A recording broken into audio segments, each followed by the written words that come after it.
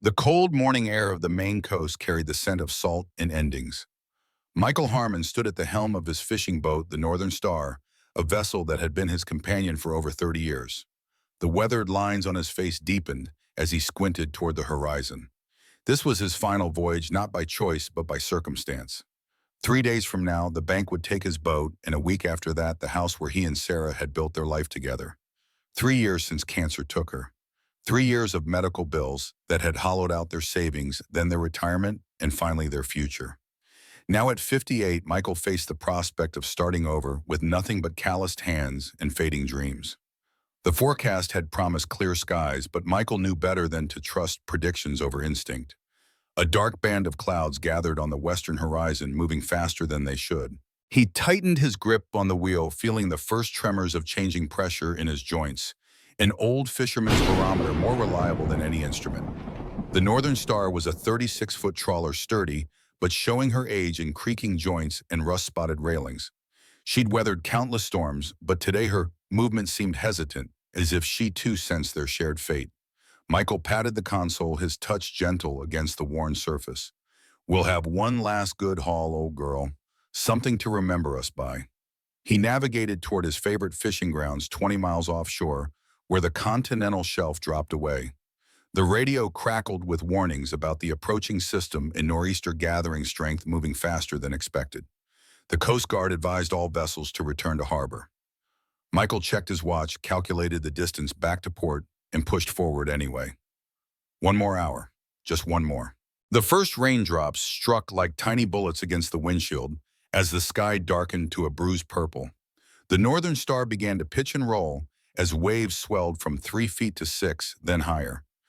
Michael secured loose equipment and adjusted course, but stubbornness kept him from turning back empty-handed.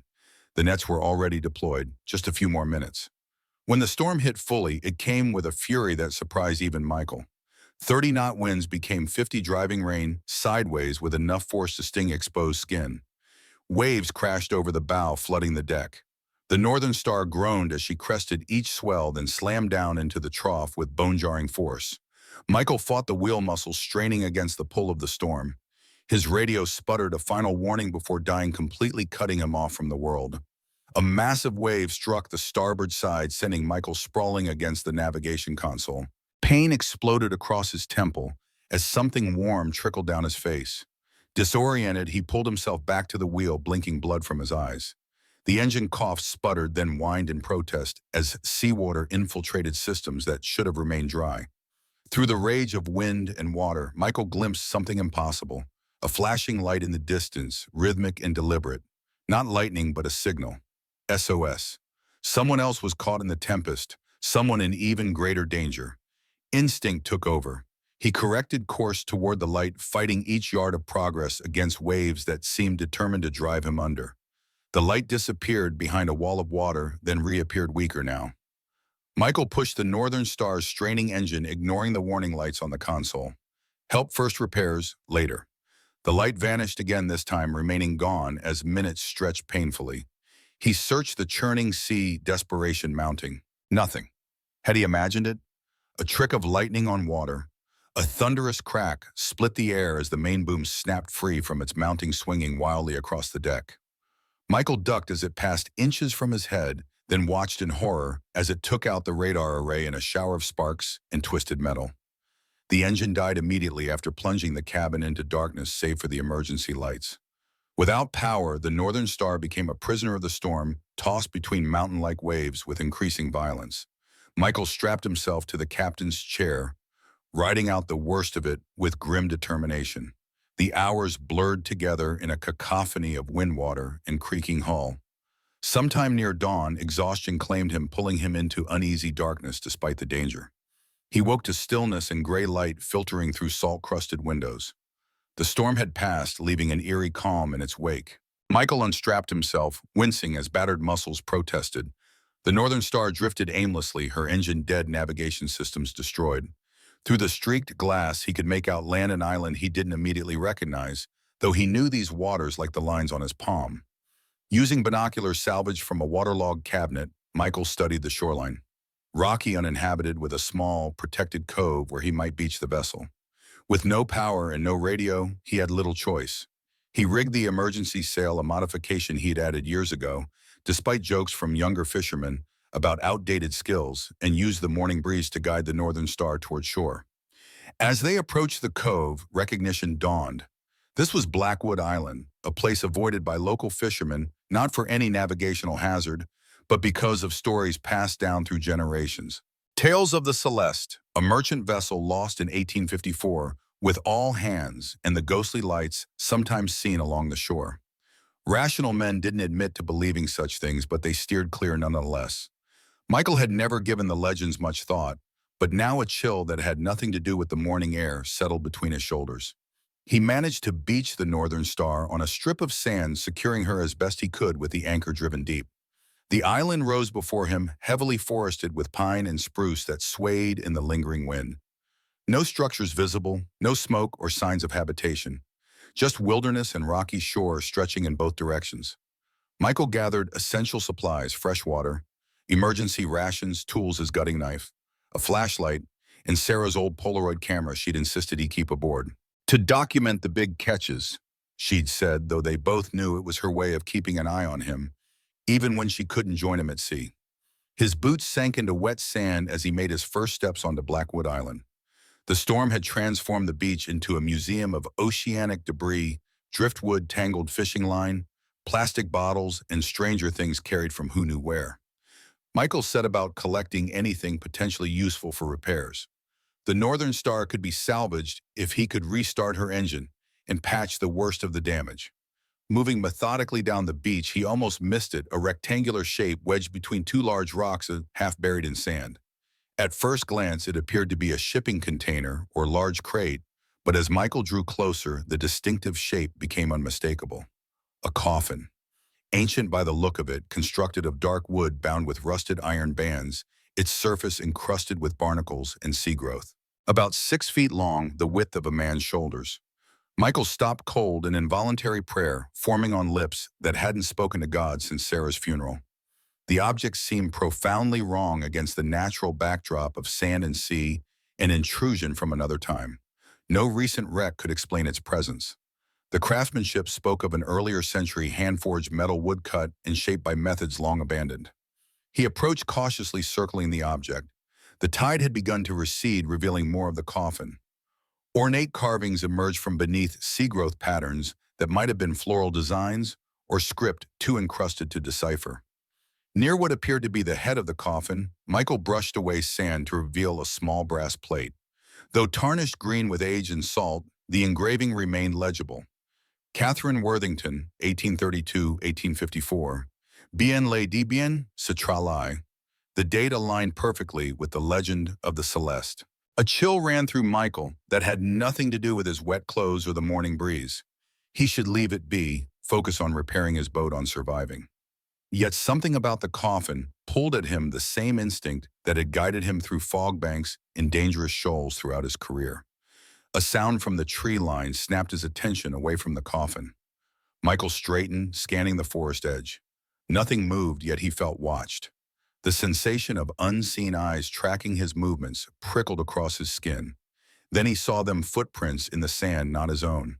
They approached the coffin from the opposite direction, circled it as he had done, then retreated toward the trees.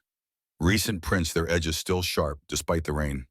Someone else was on this supposedly uninhabited island, someone who had already discovered the coffin. Michael's hand moved to his gutting knife, more for reassurance than any real expectation of danger. I should get back to the boat. Start repairs. Forget this thing. Instead, he knelt beside the coffin once more, fingers tracing the brass nameplate. Catherine Worthington. Who had she been? A passenger on the ill-fated Celeste. The craftsmanship of the coffin suggested wealth and importance, not the kind of burial you'd expect for someone lost at sea in the 1800s. The snap of a branch breaking cut through his thoughts. This time, Michael didn't just feel watched, he was being watched. He rose slowly, turning toward the sound. I'd advise you to leave that be. The voice belonged to an elderly man who stood at the forest's edge, a shotgun held casually but unmistakably pointed in Michael's direction. Tall and lean despite his years, with a face weathered by sun and sea, white hair pulled back in a short ponytail. He wore practical outdoor clothing that had seen better days, but his stance conveyed authority and comfort, with the weapon in his hands. "I'm not looking for trouble." Michael raised his hands slightly, palms outward. "My boat was damaged in the storm, just trying to gather materials for repairs." The old man's eyes, sharp blue despite his age, flicked from Michael to the coffin and back. "That thing won't help fix your boat. Best leave it where the sea put it." "You live here." Michael kept his voice even unthreatening. "Frank Blackwood. This island has carried my family name for 6 generations." Pride and something darker colored his words. "I keep to myself, and I expect visitors to respect private property." Michael Harmon, fisherman out of Portland. He gestured toward the beached Northern Star. "Didn't exactly plan this visit. Radio's dead engine's shot. I could use some help getting her seaworthy again." Frank considered this, the shotgun lowering slightly. "Storm like that, you're lucky to be alive. Most sensible captains made for harbor yesterday." Needed the catch. Michael didn't elaborate on his financial situation. A man's troubles were his own business. Something in Frank's expression shifted recognition of a shared ethos, perhaps. He lowered the shotgun completely. "Got a cabin about half a mile inland. You can dry out there, use my radio if the lines are up." But his gaze hardened as it moved to the coffin. "That stays where it is. Understand, some things the sea gives back aren't meant to be taken." Michael nodded, though curiosity burned stronger now. Frank's reaction suggested more than superstition. He knew something about the coffin, about Catherine Worthington, but immediate needs took priority over mysteries. Shelter, communication, repairs. Questions could wait. Frank's cabin proved to be a surprisingly solid structure, built of local timber and stone, weathered by decades of island storms, but meticulously maintained. Inside, the space reflected its owner, functional, orderly, with the accumulated objects of a life spent largely in isolation. Fishing gear hung alongside hunting equipment. Bookshelves sagged under the weight of volumes ranging from practical manuals to classical literature, their spines cracked and faded from frequent use. Most striking were the maritime artifacts displayed with museum-like care: a ship's wheel mounted on one wall, navigational instruments arranged by type, and age charts and maps protected under glass. Not the random collection of a scavenger, but the curated treasury of someone deeply connected to the sea and its history. Marine Weather Service says we've got a 2-day window before another system moves through. Frank adjusted the dials on a professional-grade radio set, far more sophisticated than anything Michael would have expected in such an isolated location. "Coast Guard's busy with storm damage all up and down the coast. Don't expect immediate assistance." Michael nodded, warming his hands around a mug of strong black coffee. His wet clothes hung by the wood stove, steam rising from the fabric. "Appreciate the help. I can handle most repairs myself if I have the right parts. Been keeping the Northern Star running for 30 years.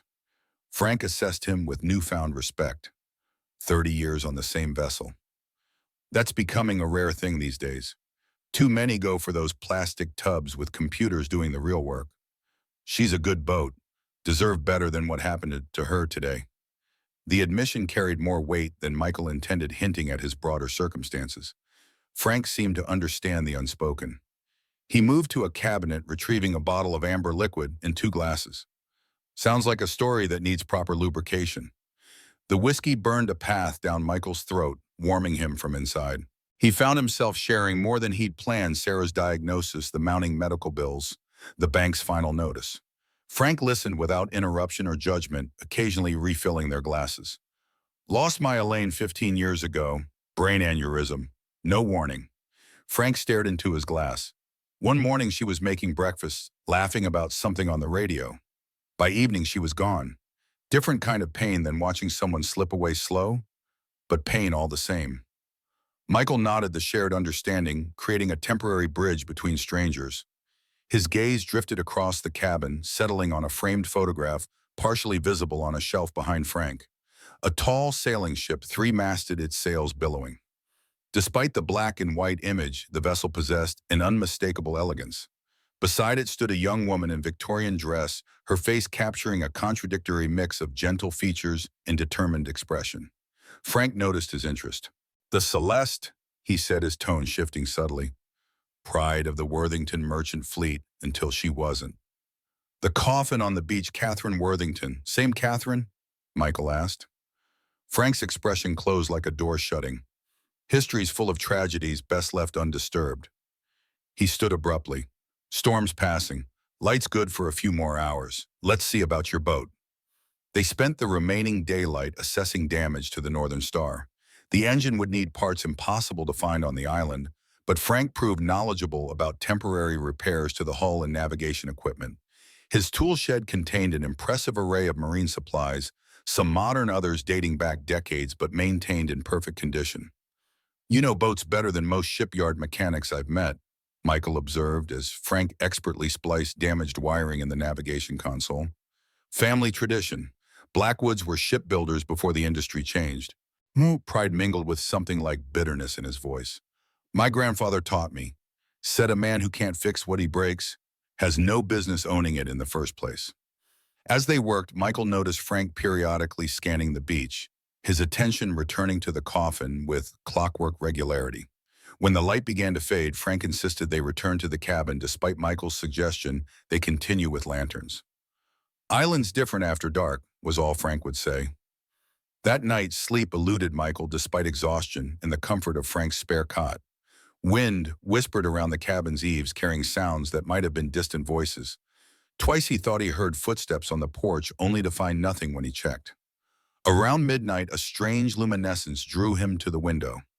There, through a gap in the trees, he could see the beach illuminated by more than just moonlight. Frank stood beside the coffin, lantern at his feet, casting long shadows up his tall frame. He had arranged objects in a circle around the ancient containered items Michael couldn't identify from this distance. From a leather-bound book to Frank appeared to be reading aloud, his free hand making gestures above the coffin. Most disturbing was the coffin itself, which seemed to emit a faint bluish glow independent of the lantern light. Michael watched transfixed until Frank completed whatever ritual he was performing. The old man gathered his items with practiced efficiency, doused the lantern, and disappeared into the darkness.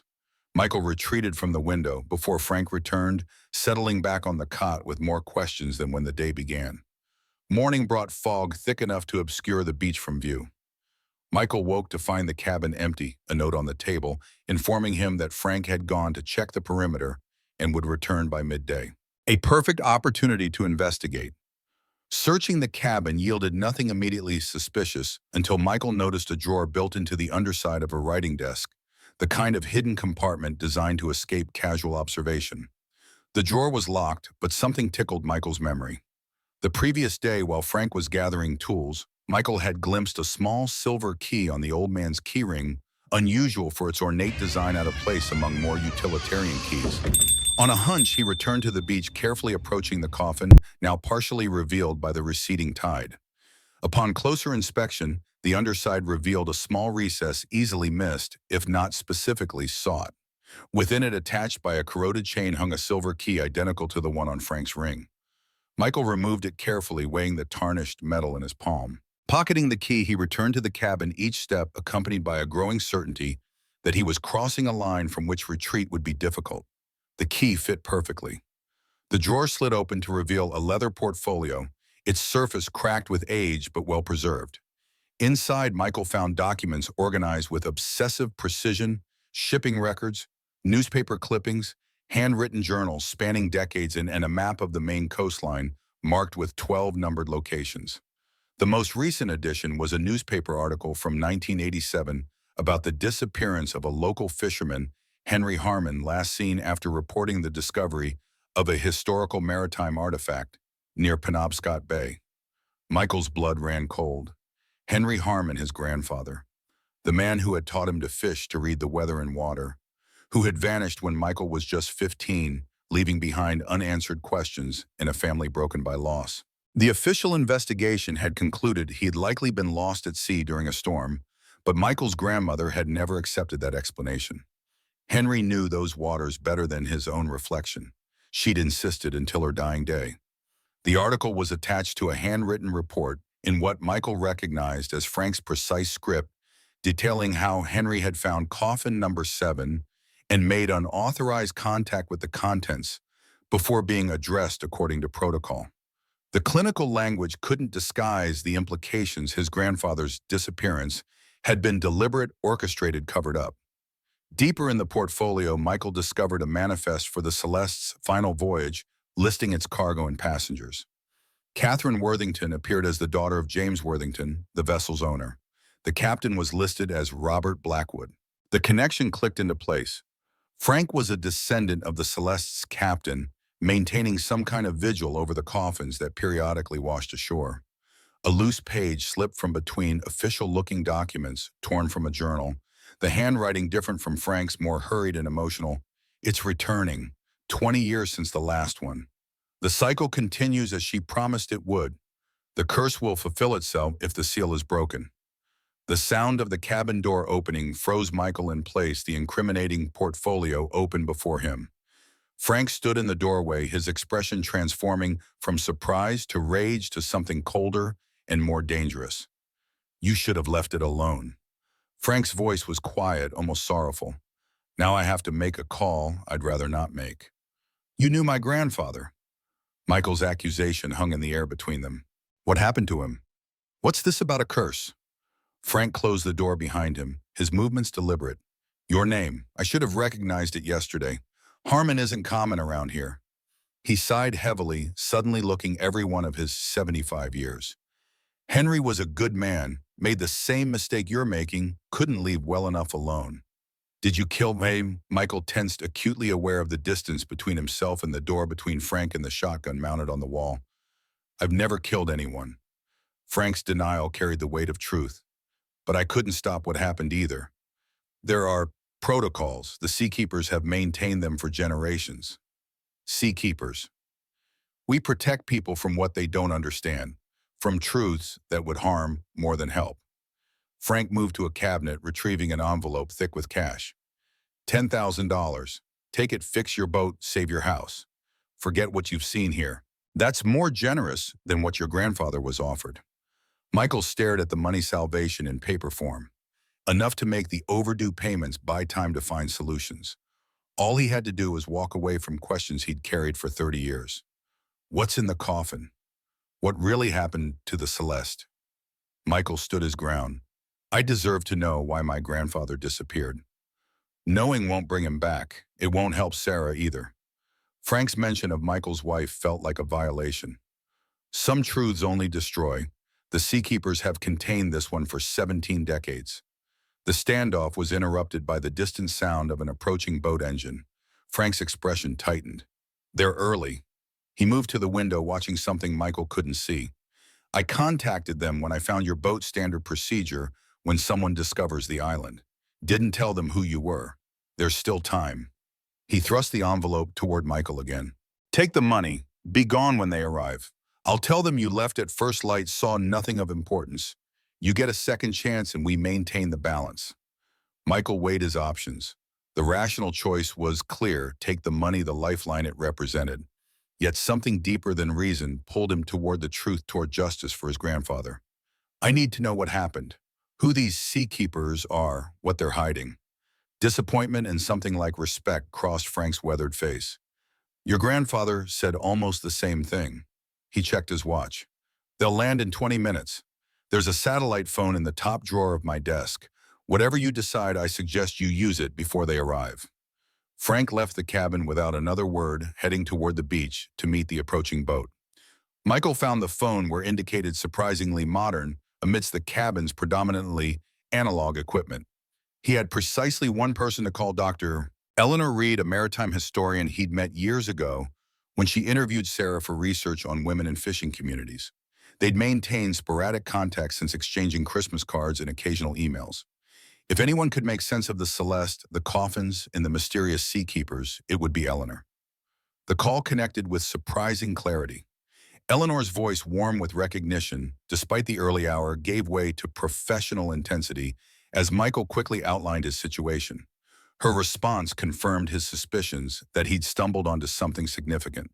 "Michael, the man in charge of that group coming to the island, can you see him from where you are?" Her tone had shifted from academic interest to urgent concern. Michael moved to the window, focusing the old Polaroid camera with its surprisingly powerful zoom lens on the approaching vessel. A sleek motor yacht, far too luxurious for these waters, was making its way toward the cove. On its bow stood a tall silver-haired man in an expensive-looking overcoat. Michael snapped a photo, watching it develop gradually. Older man, well-dressed, white hair, authoritative stance. 5 other men with him, younger, looked like security more than sailors. Eleanor's sharp intake of breath carried clearly over the connection. If it's who I think it is, Senator Edward Sullivan. He chairs the Worthington Heritage Foundation, supposedly dedicated to preserving Maine's maritime history. I've had professional disagreements with the foundation. Research funding, withdrawn access to archives, mysteriously restricted whenever my work touched on the Celeste. What do you know about the ship, about Catherine Worthington? Officially, the Celeste sank in a storm with all hands in 1854, including Catherine, daughter of Boston merchant James Worthington. But there have always been inconsistencies in the records. Insurance claims that don't match cargo manifests, witness accounts that contradict the official narrative. I've spent years piecing together fragments, but critical documents always seem to disappear when I get close. Michael described the coffin, the nameplate, Frank's ritual, and the documents he'd found. Eleanor's excitement grew with each detail. Michael, this could be the evidence I've been searching for.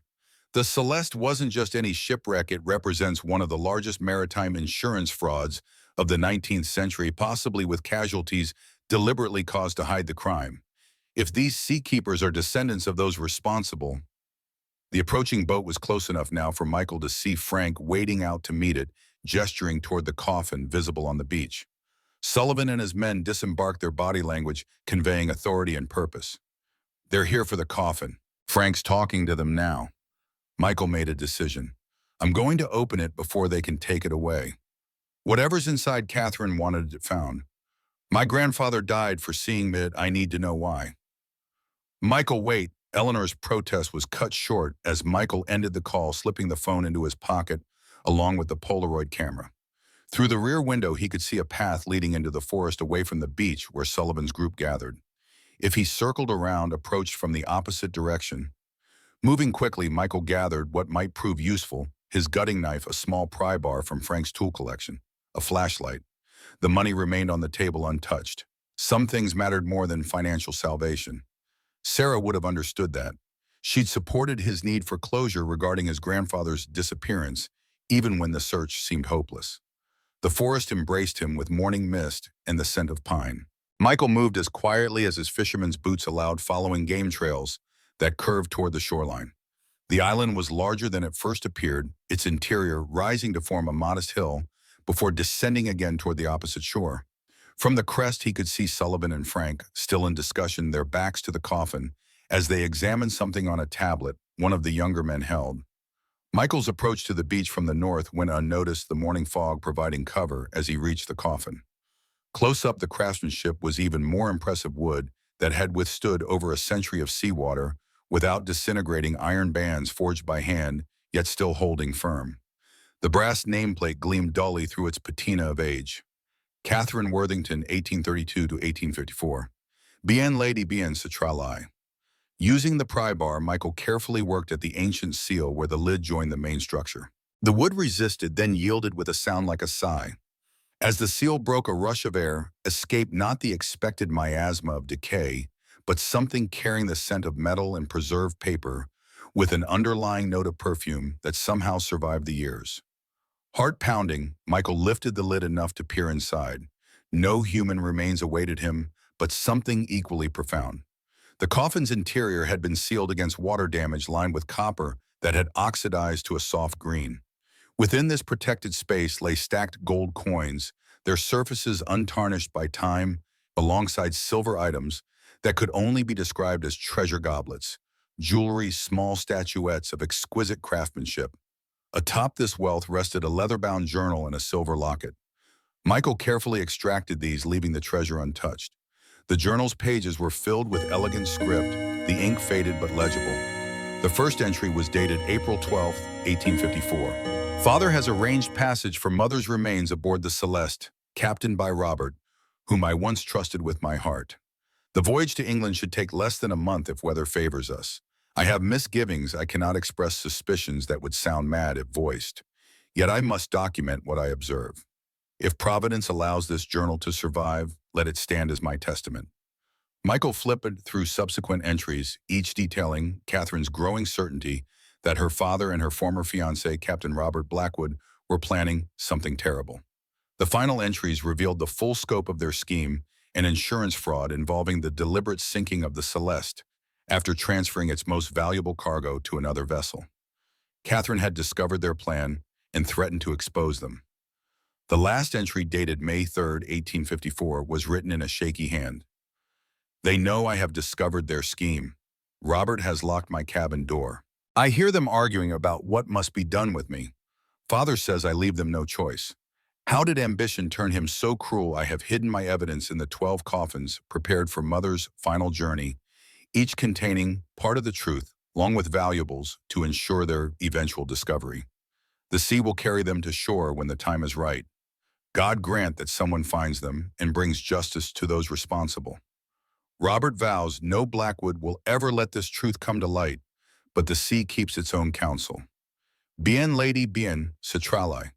The sea takes away, the sea will return. The locket opened to reveal a miniature portrait of Catherine herself, young, beautiful, with intelligent eyes that seemed to look directly at Michael across the centuries. The resemblance struck him immediately, causing his breath to catch. Those same eyes had looked back at him from Sarah's face throughout their marriage. The same determined set of the jaw, the same gentle arch of eyebrows. It couldn't be coincidence. A shout from down the beach shattered the moment. Frank had spotted him, was pointing in his direction. Sullivan and his men turned, immediately breaking into a run toward Michael. No time to read more to fully process what he'd found. Michael quickly photographed several pages of the journal, then slipped the locket into his pocket. He hesitated over whether to take the journal itself, evidence that might be lost forever if left behind. The crack of a gunshot decided for him. A bullet struck the sand near his feet. Michael grabbed the journal and ran for the tree line, his route back to the Northern Star, cut off by Sullivan's men now fanning out across the beach. His only option was deeper into the island, using the terrain and his head start to evade pursuit. "Stop him! He has the journal!" Sullivan's voice carried across the beach, authoritative and furious. "Blackwood, you said he'd be gone by now." Frank's response was lost as Michael plunged into the forest, clutching the physical evidence of a century-old crime and what appeared to be a connection between Catherine Worthington and his own family, a connection worth killing to protect. Behind him, Sullivan's men crashed through the underbrush, their pursuit lacking the woodcraft necessary for stealth, but making up for it with determination and numbers. The island's interior offered limited hiding places, primarily dense stands of spruce and rocky outcroppings. Michael moved quickly despite his age, decades of physical labor, having kept him stronger than his 58 years might suggest. He needed a defensible position, or better yet, a way off the island. Sullivan's yacht represented one possibility, but approaching it would mean returning to the beach and certain capture. The pursuit grew, more organized voices calling to each other as they established a search pattern. Michael found himself driven toward the island's eastern shore, opposite from where the Northern Star lay beached. The terrain grew steeper, rocky bluffs replacing gentle slopes. Through gaps in the trees, he glimpsed the open Atlantic stretching toward the horizon. No visible escape route, just endless water and a 40-foot drop to jagged rocks below. A narrow game trail winding along the bluff's edge offered his only path forward. Michael followed it, keenly aware that one misstep on the rain-slick stone would mean a fatal fall. The path curved around an outcropping, then descended sharply toward what appeared to be a small cove sheltered by overhanging rock. As he rounded the corner, Michael froze in disbelief. Nestled against the cliff face sat a weathered dock, and tied to it a small but well-maintained fishing boat. Escape if he could reach it before his pursuers caught up. Michael scrambled down the steep path, feet sliding on loose gravel. The boat's keys would be the critical question. Without them, he'd be trapped in the cove, a fish in a barrel for Sullivan's men. The vessel was older but lovingly maintained, similar in size to the dinghy Michael kept for nearshore work. A quick search revealed keys in the ignition. Either extreme confidence or island isolation had made security seem unnecessary.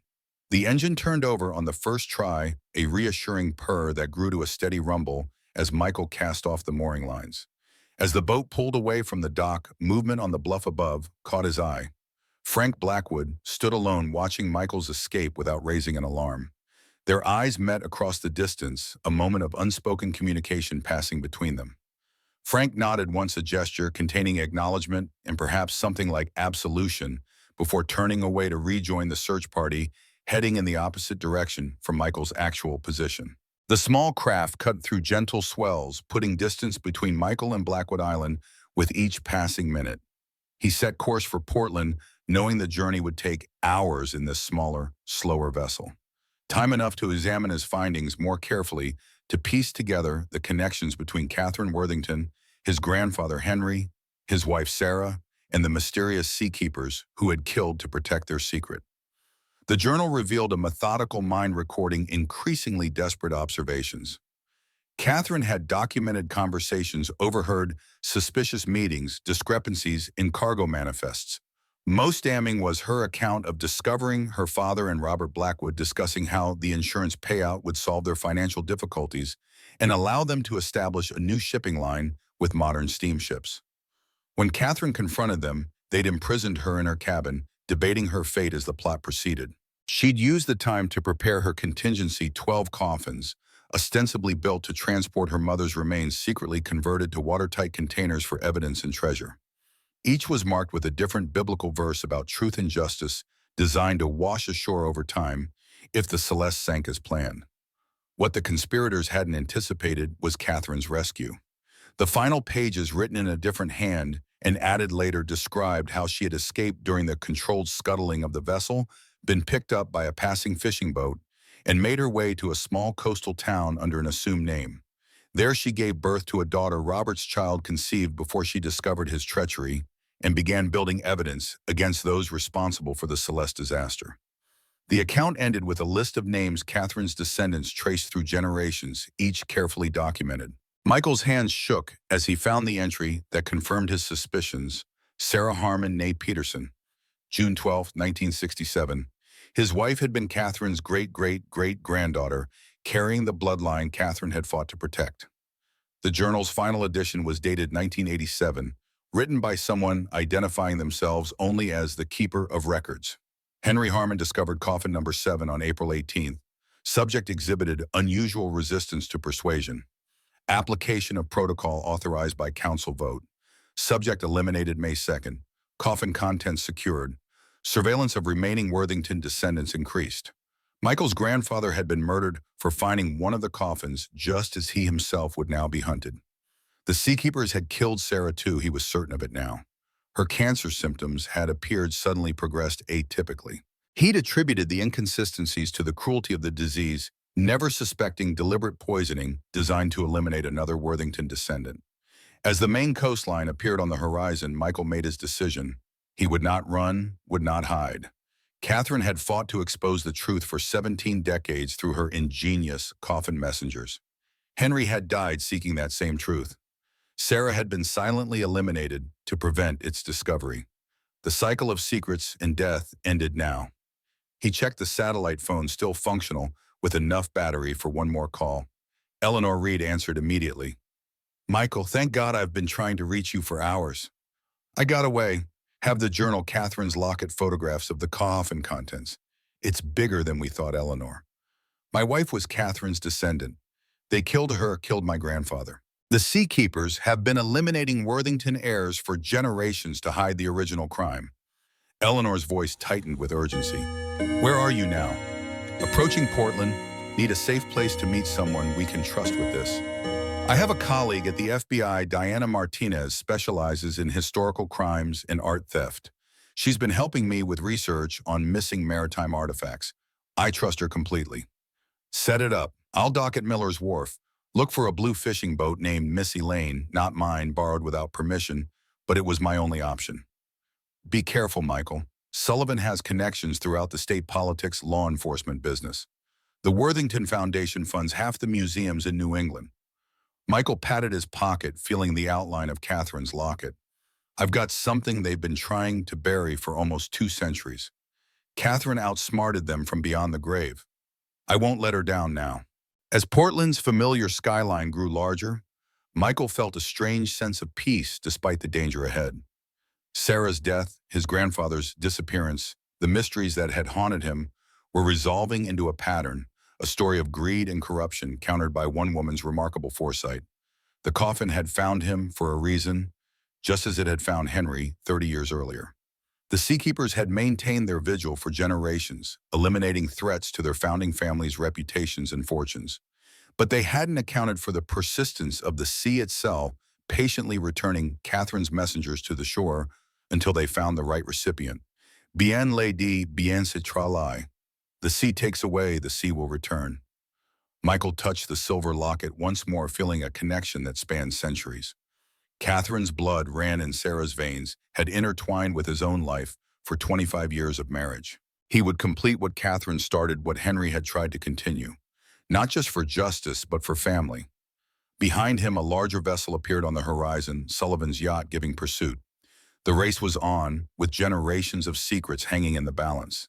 Miller's Wharf loomed ahead, its weathered pilings and salt-bleached boards a welcome sight after the tense journey across open water. Michael guided the stolen boat, Frank Blackwood's Miss Elaine, toward an empty slip at the far end where shadows provided some cover from casual observation. Sullivan's yacht remained visible on the horizon, closing the distance with inevitable precision. 20 minutes, perhaps less, before they reached the harbor. Michael secured the vessel quickly, movements economical from decades of practice. The journal and locket remained safely tucked inside his jacket, physical links to a past suddenly entangled with his own. Portland's familiar waterfront stretched before him, a place where he'd sold countless catches, repaired nets, shared beers with fellow captains. Now it felt foreign, potentially hostile. Any face could belong to Sullivan's network, any security camera might track his movements. A text message vibrated the satellite phone. Blue sedan, north parking lot, E. Eleanor had come through. Michael kept his head down as he navigated the maze of docks and warehouses, avoiding the busier sections where he might be recognized. The weight of Catherine's journal pressed against his chest, heavier than its physical mass, a burden of responsibility and revelation. The north parking lot sat partially empty this early in the day. A midnight blue Ford waited near the exit, engine running. Through the windshield, Michael could make out Eleanor Reed's distinctive silver-streaked hair. Relief washed through him as he quickened his pace. Eleanor leaned across to push open the passenger door. "Get in." Sullivan's yacht just radioed the harbor master for emergency docking permission. No greeting, no questions, just urgency born of understanding the stakes. Michael slipped inside the door, barely closed, before Eleanor accelerated toward the exit. At 55, she carried herself with the confident precision of someone accustomed to navigating both academic hierarchies and fieldwork challenges. Today, her usual professional composure showed cracks of excitement and apprehension. They merged into morning traffic, Eleanor taking a circuitous route through Portland's streets. "We have 40 minutes before meeting Diana at the Federal Building." "Tell me everything. What exactly did you find in that coffin?" Michael extracted Catherine's journal carefully. Proof of what really happened to the Celeste, written by Catherine Worthington herself.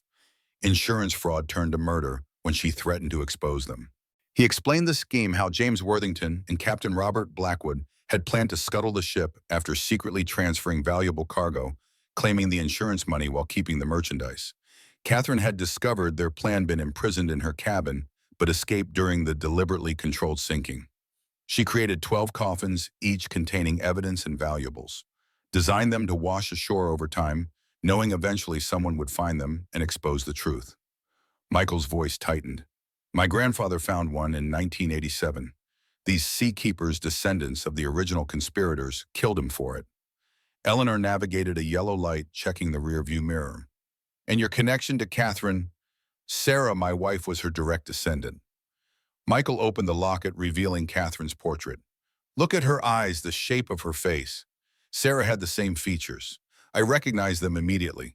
Eleanor glanced at the miniature portrait, then back at the road. "You think Sarah's death wasn't natural?" "Cancer appeared suddenly, progressed atypically. Doctors were constantly surprised by its resistance to treatment. What if it wasn't cancer at all, but poison administered slowly? The Seakeepers have been eliminating Worthington descendants for generations." "Sullivan's reach is extensive." Eleanor turned down a side street, avoiding main thoroughfares. "The Worthington Foundation funds historical societies, museums, research projects. Anyone who gets too close to the Celeste story finds roadblocks, missing archives, withdrawn funding, professional opportunities suddenly evaporating." Michael flipped through the journal's pages. Catherine documented everything. Names, dates, cargo manifests, the insurance policy details. Even notes about which conspirators' families maintained what she called the covenant of silence across generations. The Blackwoods, obviously. Eleanor checked her mirrors again. Who else? The Sullivans, the Prestons, the Cabots, old New England money, all of them. Michael traced a family tree Catherine had drawn on the journal's final pages. She tracked her own descendants too, updated by each generation's keeper of records. The last entry is from 1987 after my grandfather was killed. Eleanor's grip tightened on the steering wheel. We need copies of everything immediately. Digital backups in multiple secure locations. If anything happens, already started. Michael showed her the Polaroid photos he'd taken of key pages. Not comprehensive, but enough to prove the document exists. Eleanor pulled into a public library parking lot. Let's use their scanner before meeting Diana. Create digital copies, email them to secure accounts. Inside the library, they worked quickly at a public computer station, scanning each page of Catherine's journal.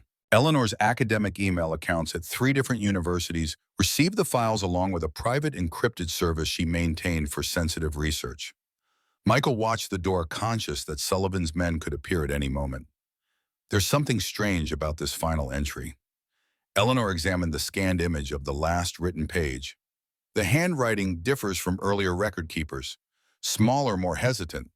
She pointed to barely visible indentations on the paper. And look, someone wrote something, then tried to erase it. Michael leaned closer. Under certain angles, faint impressions remained where a pen had pressed too hard before the words were removed. Cannot continue this deception. The cost is too great. Internal conflict among the seakeepers, Michael wondered aloud. Or someone who inherited the responsibility unwillingly. Eleanor finished sending the final scans. Let's go meet Diana. She'll know how to proceed legally. As they exited the library, Michael noticed a black SUV with tinted windows slowly cruising the parking lot. Don't look now. I think we're being followed. Eleanor casually led them toward her car from a different angle, keys ready. 2 men just entered the library. Blue jackets, military haircuts, Sullivan's security team. They reached the sedan as the men emerged from the library, scanning the parking lot. One pointed in their direction, reaching inside his jacket. Eleanor gunned the engine tires, squealing as they accelerated toward the exit. The black SUV moved to block their path. Hold on.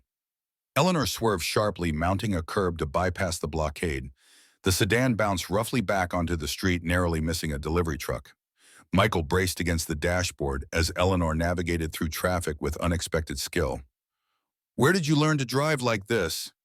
3 years documenting illegal fishing operations in Alaska. Had to evade some unpleasant people. She took a hard right, then immediately left, using smaller streets to shake pursuit. Sullivan won't stop coming. He can't afford to let Catherine's evidence reach federal authorities. After several more evasive turns, Eleanor pulled into an underground parking garage 6 blocks from the federal building. We'll go on foot from here. Less predictable. They abandoned the car, taking stairs to street level and joining the flow of morning commuters. Michael kept the journal inside his jacket, one hand resting protectively over the pocket containing Catherine's locket. The weight of generations seemed to press upon him, Catherine's desperate attempt to secure justice. Henry's pursuit of truth that cost his life, Sarah's unwitting role in a legacy of secrets. The federal building's security checkpoint presented their first challenge. The journal would need to pass through X-ray screening. If Sullivan had connections in federal law enforcement, this represented a vulnerable moment. Diana's sending someone to meet us. Eleanor checked her phone as they approached the building. There, the woman in the gray suit by the coffee cart.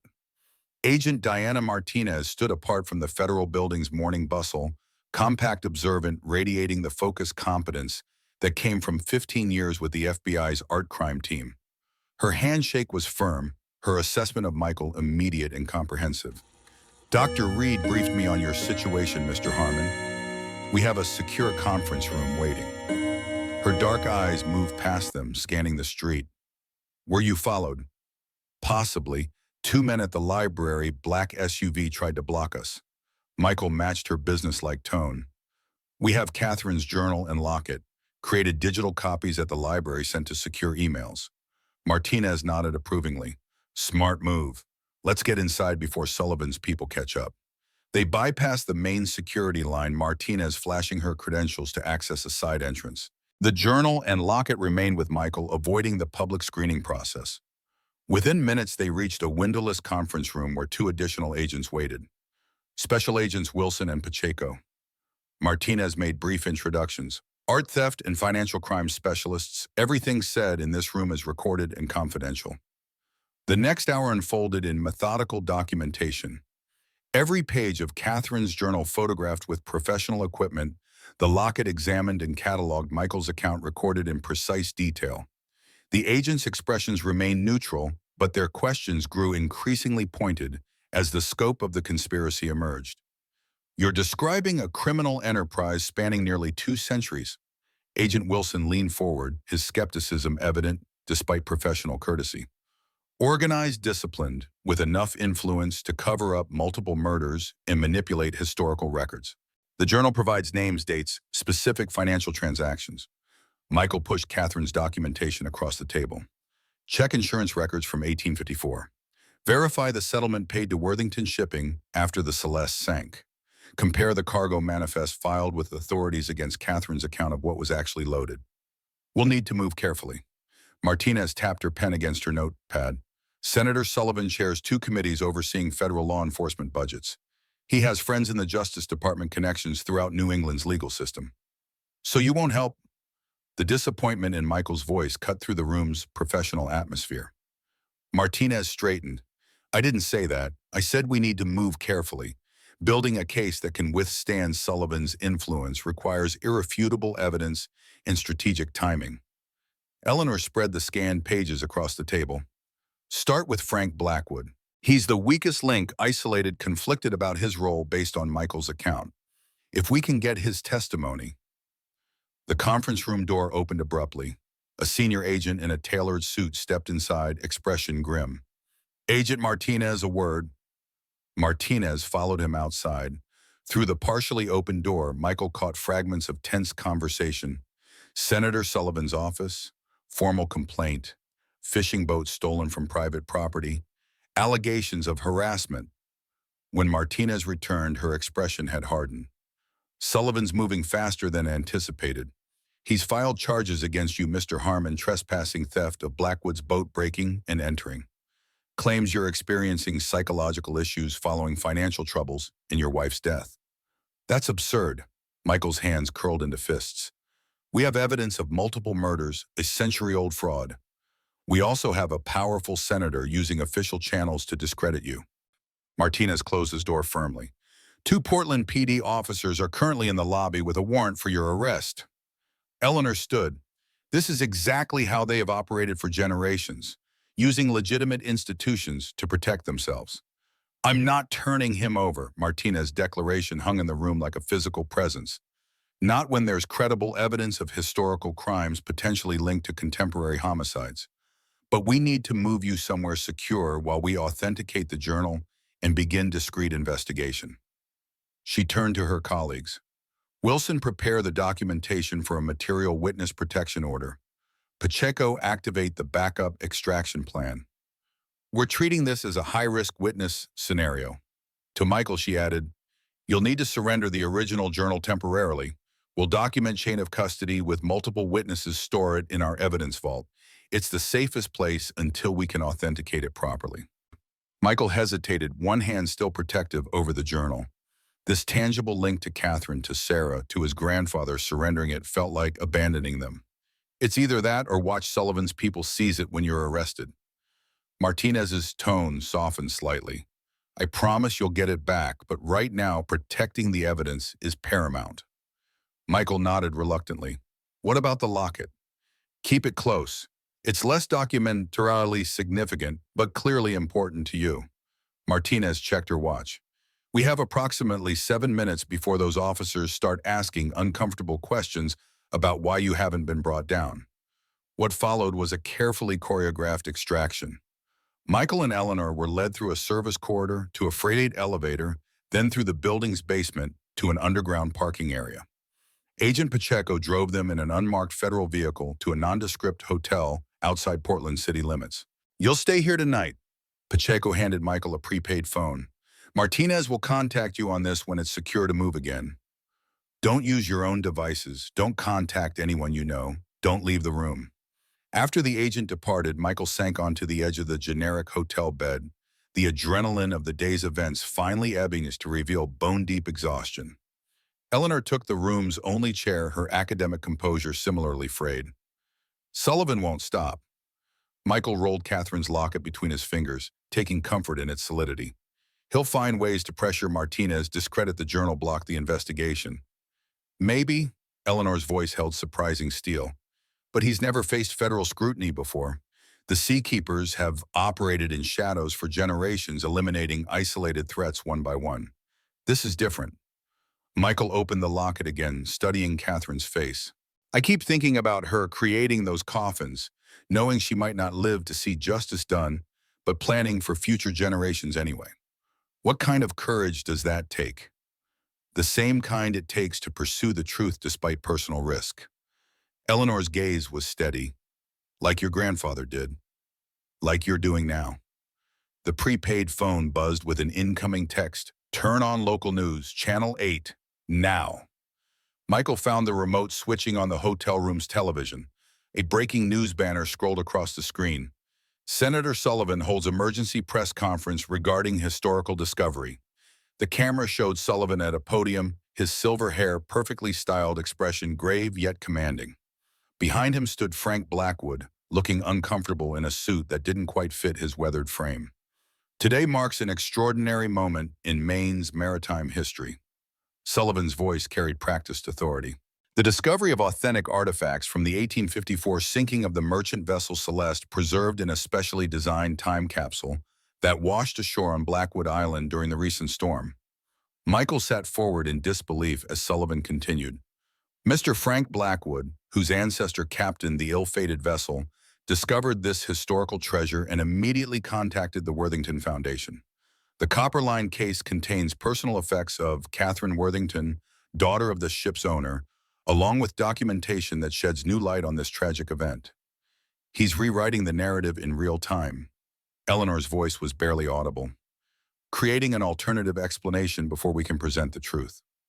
Most remarkably, Sullivan continued, among the documents is Catherine's personal journal describing preparations for the voyage and her father's efforts to transport her mother's remains to their ancestral home in England. The Worthington Foundation will oversee proper preservation and study of these priceless artifacts. The camera panned to a table displaying items Michael immediately recognized, but not Catherine's actual journal. Instead, a different leather-bound book lay open, similar in appearance, but not the same document. Sullivan had created a counterfeit, a false narrative, to preemptively discredit the genuine article. Frank Blackwood stepped forward at Sullivan's gesture, looking directly into the camera. As the current steward of Blackwood Island, I'm honored to help preserve this piece of Maine's history. Catherine's story deserves to be told properly with respect for all families involved. He seems to be sending you a message. Eleanor studied Blackwood's uncomfortable posture. That wasn't a willing statement. The broadcast cut to a reporter. Senator, there are rumors that a local fisherman initially found these artifacts and has made concerning claims about their significance. Sullivan's expression shifted to practiced concern. Yes, unfortunately, Mr. Michael Harmon, a fisherman experiencing significant personal and financial difficulties since his wife's passing, became fixated on these artifacts after his boat washed up on Blackwood Island. He apparently removed items from the time capsule without permission, damaged historical materials, and has been making wild accusations based on misinterpretations of the documents.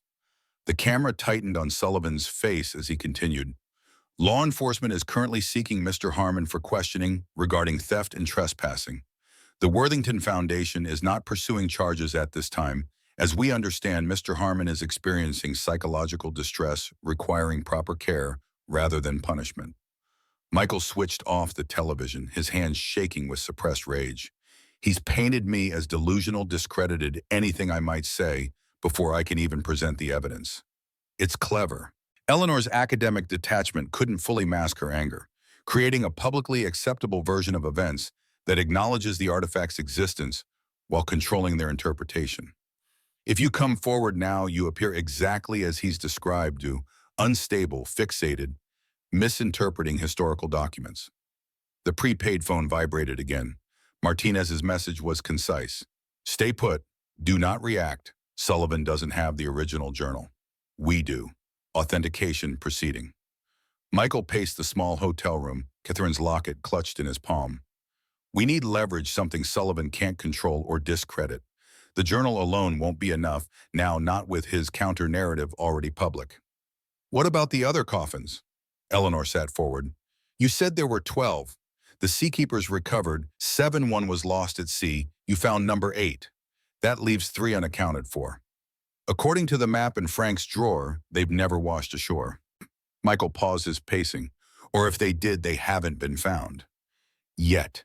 Eleanor's eyes lit with academic excitement. What if we could find one? Catherine designed them to be discovered eventually. The tides and currents that brought Coffin 8 to Blackwood Island during this storm might have affected the others similarly. Michael considered this. Frank's map marked predicted locations based on ocean currents. If I could remember the patterns, better than that, Eleanor retrieved her tablet from her bag. I have oceanographic modeling software for my research on shipwreck dispersal patterns. If we input the known discovery locations and dates of previous coffins, we might predict where the others could appear after similar storm conditions. They spent hours analyzing the fragmented information Michael recalled from Frank's maps, combined with Eleanor's expertise in North Atlantic current patterns. The work provided welcome distraction from Sullivan's public character assassination, focusing their energy on concrete action rather than helpless watching. There, Eleanor highlighted an area on the digital map. Based on the historical pattern and recent storm trajectory, if another coffin was dislodged from its resting place, it most likely made landfall somewhere along this 10-mile stretch of coastline. Michael studied the indicated area. Pemaquid Point, mostly rocky shores, a few small beaches, sparsely populated especially this time of year. If we found another coffin with its own documentation and evidence, Eleanor left the implication hanging. Sullivan's counter-narrative falls apart. Michael finished the thought. Multiple independent sources telling the same story can't be dismissed as one man's delusion. The prepaid phone buzzed again. Preliminary authentication positive on paper and ink compounds. Consistent with mid-19th century materials. Sullivan requesting meeting with director tomorrow. Need more time. Michael showed Eleanor the message. Martinez is facing pressure from above. Sullivan's pulling strings. Then we need to find concrete evidence before he can shut down the investigation. Eleanor checked the time, nearly midnight. The best time to search the shoreline would be early morning, first light. Few people around, good visibility. You're suggesting we go there now? Michael gestured toward the window. Sullivan has people looking for me across the state. They're looking for Michael Harmon, Fisherman, not Dr. Eleanor Reed and her research assistant conducting a routine coastal survey. She pulled a spare baseball cap and glasses from her bag. I always keep basic field equipment in my car. Coastal research often requires quick adaptation. Michael weighed the risks against the urgency of their situation. Martinez needed time and additional evidence. Staying hidden in the hotel meant remaining passive while Sullivan consolidated his narrative.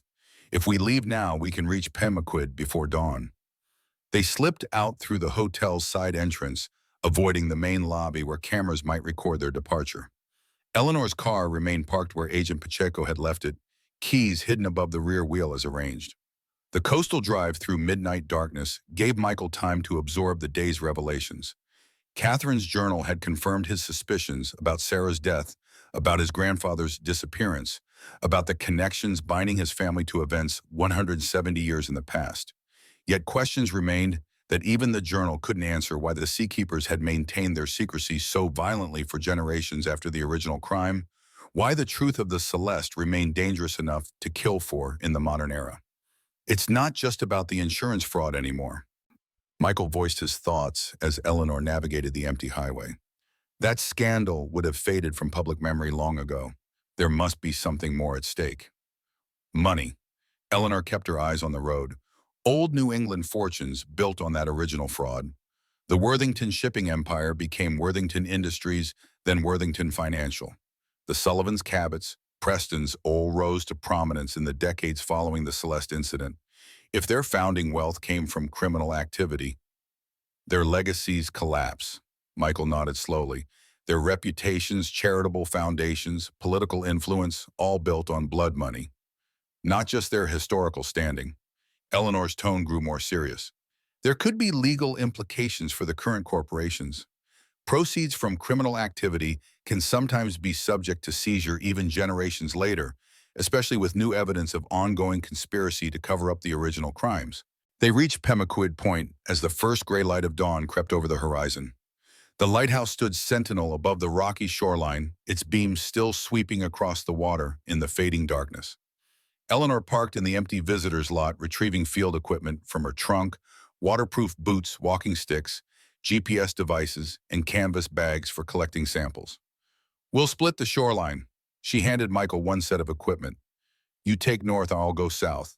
We cover more ground that way." "What exactly are we looking for?" The coffin would be partly buried, water damage. Michael surveyed the rugged coastline stretching in both directions. Anything that doesn't belong, naturally right-angled edges, metal fittings, unusually regular shapes among the rocks. Eleanor checked her GPS unit. "Keep your phone on but silent. Text if you find anything, don't call." They separated, each taking a section of the rocky shore. Michael moved carefully across the uneven terrain, eyes scanning continuously between the waterline and the higher rocky outcroppings. The rising sun gradually illuminated the landscape, revealing tide pools, clusters of shells, driftwood, and the occasional human debris, plastic bottles, tangles of fishing line, a lost child's toy, half buried in sand. 2 hours of methodical searching yielded nothing resembling Catherine's coffin. Michael's earlier optimism began to fade as he reached the northern boundary of their search area. Perhaps the mathematical models were wrong, or the coffin remained trapped on the ocean floor, or Sullivan's people had already found it. His phone vibrated with a text from Eleanor. "Check Southwest Cove near Lighthouse.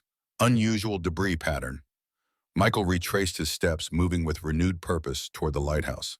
The cove Eleanor referenced lay in a natural depression between two rocky headlands, sheltered from direct ocean currents, but accessible during high tide. As he descended the path, he spotted Eleanor standing near a jumbled collection of rocks and driftwood deposited by the recent storm. "There." She pointed toward what appeared to be a splintered wooden panel protruding from beneath several large rocks. "That's milled lumber, not driftwood. Consistent thickness, regular grain pattern." Michael scrambled down to join her, examining the exposed section. "Could be from a boat or construction debris." "Look at the edge." Eleanor indicated a barely visible metal fitting, green with corrosion but unmistakably similar to the bands on the coffin Michael had found. Hand-forged iron, 19th century craftsmanship. Together they carefully removed the smaller rocks covering the area, revealing more splintered wood with the distinctive construction pattern of Catherine's coffins. Unlike the one on Blackwood Island, this container had not survived intact. The violent storm had dashed it repeatedly against the rocky shore, breaking it apart and scattering its contents. "It's destroyed." Michael's disappointment was palpable as he surveyed the wreckage. Whatever evidence it contained is probably lost. Maybe not. Eleanor lifted a waterlogged leather pouch from between two rocks. "Catherine designed these coffins to protect their contents, remember? She would have anticipated rough treatment." The pouch was sealed with wax, providing some protection against seawater. Inside, they found documents wrapped in oilcloth, shipping manifests, financial records, and a smaller journal, similar to the one Michael had found but containing different information. "This isn't Catherine's personal account." Eleanor carefully turned the delicate pages. "It's financial documentation. Records of transactions between James Worthington and several prominent Boston merchants, including some marked Secure Destroy After Use." Michael examined a loose page that had separated from the journal. "Look at this, a list of payments to families of crewmen who supposedly died when the Celeste sank. Except these payments were arranged before the ship ever left port. Blood money." Eleanor's expression darkened. "Advance payments to buy silence from those who knew the sinking was planned. The families received compensation for their supposed loss, while the crewmen themselves likely got new identities elsewhere. Here's something else." Michael extracted a metal cylinder from the wreckage, its cap sealed with similar wax. More documents. Inside the cylinder, they found not papers, but a folded piece of fabric, a ship's flag preserved despite its age. The flag bore a distinctive emblem combining the Worthington shipping logo with what appeared to be Masonic symbols. I've seen something like this before. Eleanor photographed the flag with her phone. In archives documenting secret commercial societies of the mid-19th century, exclusive groups of merchants and shippers who controlled trade routes through collusion and occasionally sabotage of competitors. Catherine included this deliberately. Michael carefully refolded the flag. She was documenting not just the Celeste fraud, but a broader conspiracy. Their examination was interrupted by the sound of a vehicle pulling into the lighthouse parking lot above them. Through the morning mist, they could make out a black SUV similar to the one that had pursued them in Portland. Sullivan's people. Michael quickly gathered their discoveries, stowing them in Eleanor's canvas bags. They must have anticipated we'd try to find another coffin. There's a path leading around the headland. Eleanor gestured toward a narrow trail barely visible among the rocks. It connects to the next beach north. If we stay low, we might reach it undetected.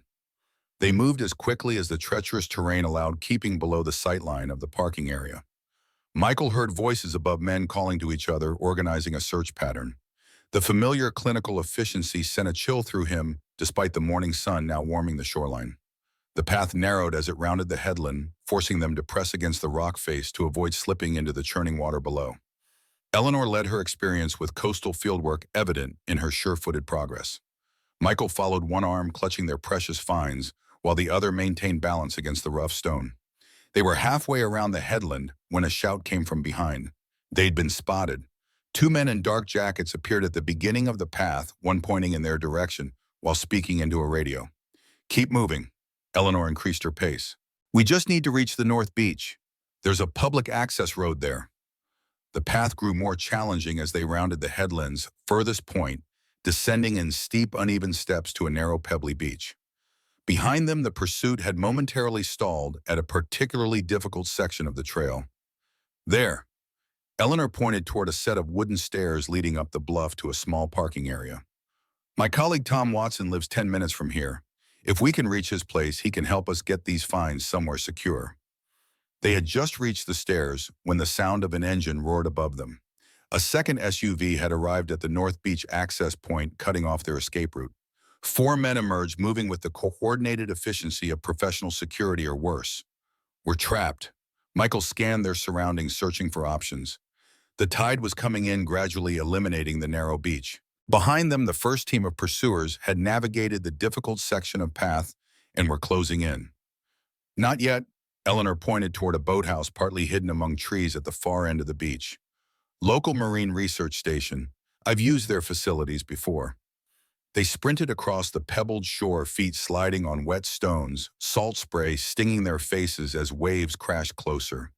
The men from both vehicles converged from different directions, their methodical approach suggesting confidence in their quarry's capture.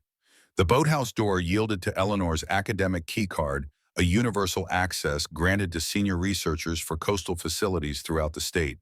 Inside the small structure housed research equipment, water sampling gear, and most promising, a rigid inflatable boat equipped with an outboard motor. "You know how to operate this," Eleanor gestured toward the boat as she secured the door behind them. Michael was already examining the engine. "Similar to my backup motor on the Northern Star." He located the key stored in a lockbox whose combination Eleanor supplied. "Where are we going?" "South along the coast. There's a private marine biology center at Boothbay Harbor with security. The director owes me several favors." Eleanor loaded their canvas bags into the boat as Michael prepared the motor and checked fuel levels. Sullivan's influence might extend to local police, but not to private research institutions with international funding. A heavy impact shook the boathouse door. Their pursuers had arrived. Michael released the moorings, securing the boat to its launch ramp as Eleanor opened the seaward doors. With a mechanical whine, the ramp system activated, lowering the vessel into the water as the door behind them shuddered under another powerful blow.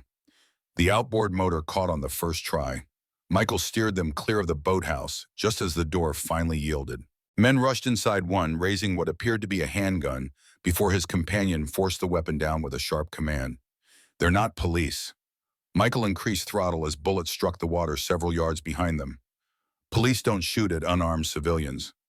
Private security would hesitate to use lethal force in public. Eleanor's academic detachment had vanished, replaced by grim understanding. These aren't Sullivan's regular people. They're something else. The inflatable boat skimmed across the water, putting distance between them and their pursuers.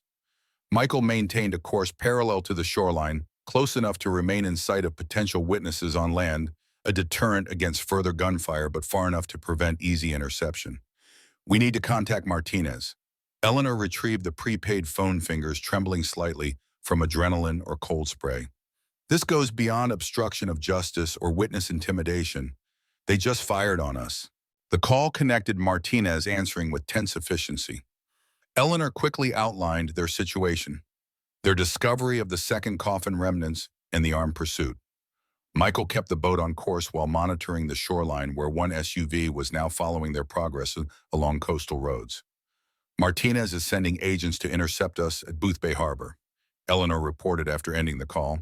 "She's also dispatching a team to secure what remains of the coffin at Pemaquid Point before Sullivan's people can remove it." "Will they get there in P?" Michael guided the boat around a rocky outcropping, compensating for stronger currents. "She's coordinating with local police to secure the scene."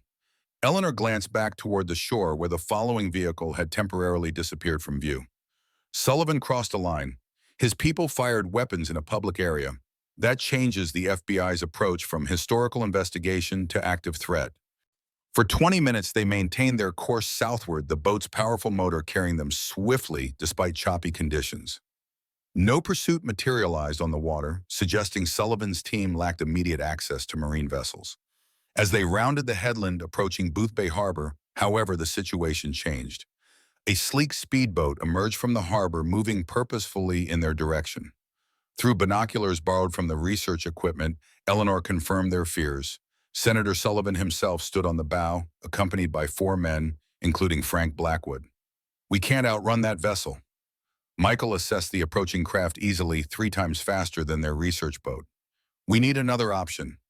"There," Eleanor pointed toward a maze of small islands dotting the bay's entrance. Fisherman's Haven network of channels between those islands. Local knowledge territory. Some passages are too shallow for larger boats. Michael adjusted course, immediately heading toward the island cluster. His years navigating Maine's coastal waters provided crucial advantage as he identified channels too narrow or shallow for Sullivan's larger vessel to safely follow.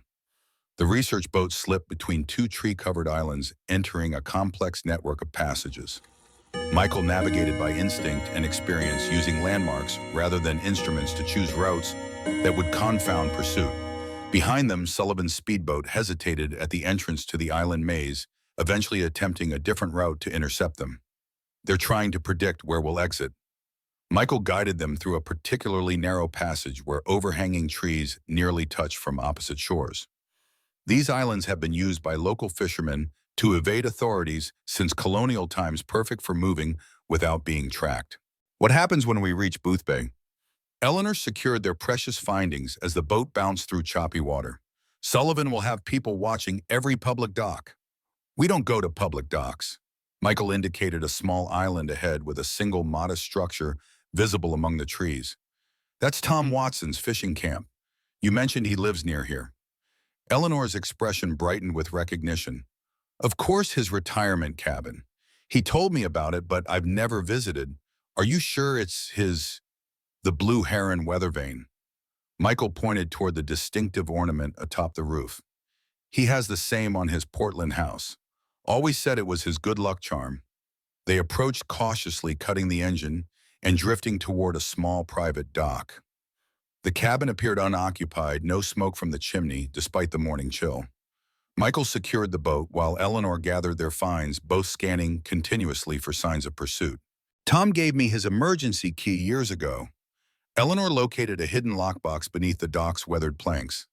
"Said I could use his place for field research anytime. Never thought it would be under these circumstances." The cabin's interior reflected its owner's practical nature: simple furniture, well-equipped kitchen, bookshelves filled with nautical references and mystery novels. Most importantly, it contained a landline phone and satellite internet connection, independent of cellular networks that might be monitored. Eleanor made immediate use of the secure connection, uploading digital photos of their new discoveries to the same encrypted accounts that held Catherine's journal scans. Michael watched the water through the cabin's seaward windows, alert for Sullivan's approach. Martinez confirmed federal agents are en route to our location. Eleanor reported after completing a call. Local police have secured the Pemaquid site. Sullivan's people retreated when law enforcement arrived, but not before attempting to remove evidence. What about the authentication of Catherine's journal? Michael continued his vigilant observation of the surrounding water. Preliminary results strongly support authenticity. Paper composition ink, compounds, binding techniques, all consistent with documented examples from the 1850s. Eleanor joined him at the window. More importantly, they verified Catherine Worthington's descendants through genealogical records. Sarah's connection is confirmed along with 17 other living descendants scattered across the country. Michael's throat tightened. Final confirmation of what he'd suspected: Sarah's place in a lineage deliberately targeted for generations. How many of those descendants died under suspicious circumstances? Martinez has analysts compiling that data now. Preliminary review shows unusual patterns, higher than expected rates of rare cancers, accidents, unexpected heart failures. Eleanor's academic detachment couldn't fully mask her horror at the implications. The Seakeepers have been methodically eliminating Catherine's bloodline for nearly 2 centuries. Through the window movement caught Michael's attention, a boat approaching from the south, smaller than Sullivan's speedboat, but moving with purpose. He tensed, reaching for the marine radio to alert Martinez's team when recognition dawned. That's Tom Watson's boat. Eleanor confirmed his observation. He must have been notified by Martinez.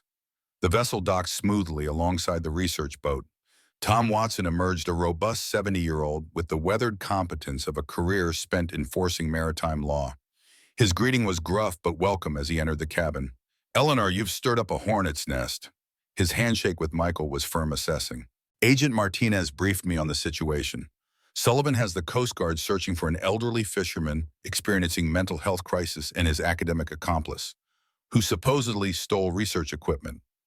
We found another coffin, Tom." Eleanor indicated their canvas bags containing the recovered items. Fragmentary but with intact documentation. Connects the original Celeste fraud to an organized commercial conspiracy. Multiple families involved, including Sullivan's ancestors. Martinez is building a case, but Sullivan has considerable influence. Tom secured the cabin door. He's called in favors throughout the state government. Local police received conflicting instructions from different authorities. Some federal agents have been reassigned suddenly. He's trying to contain the situation before the evidence becomes public. Michael returned to his watch position.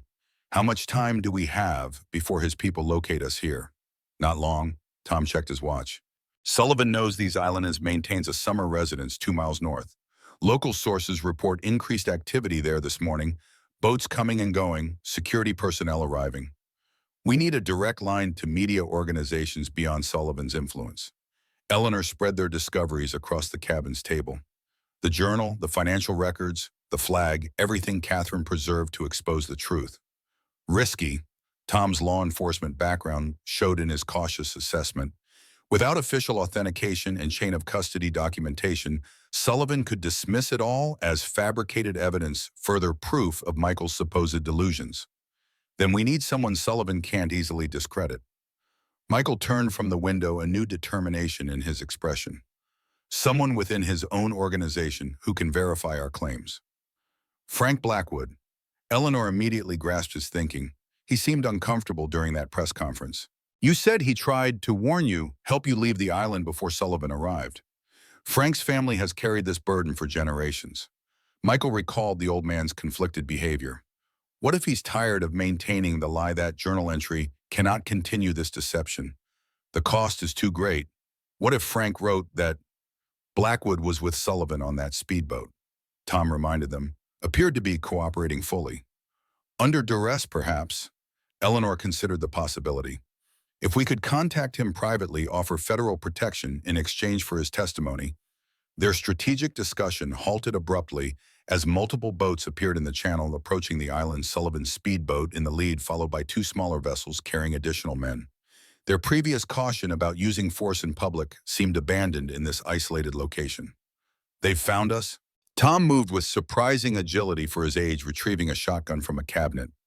Back exit leads to the north side of the island. There's an old dinghy hidden in the boathouse there. Not fast, but might get you to the mainland if I provide distraction. We're not leaving you to face them alone. Michael's stance brokered no argument. I'm not asking, son. Tom checked the shotgun with practiced efficiency.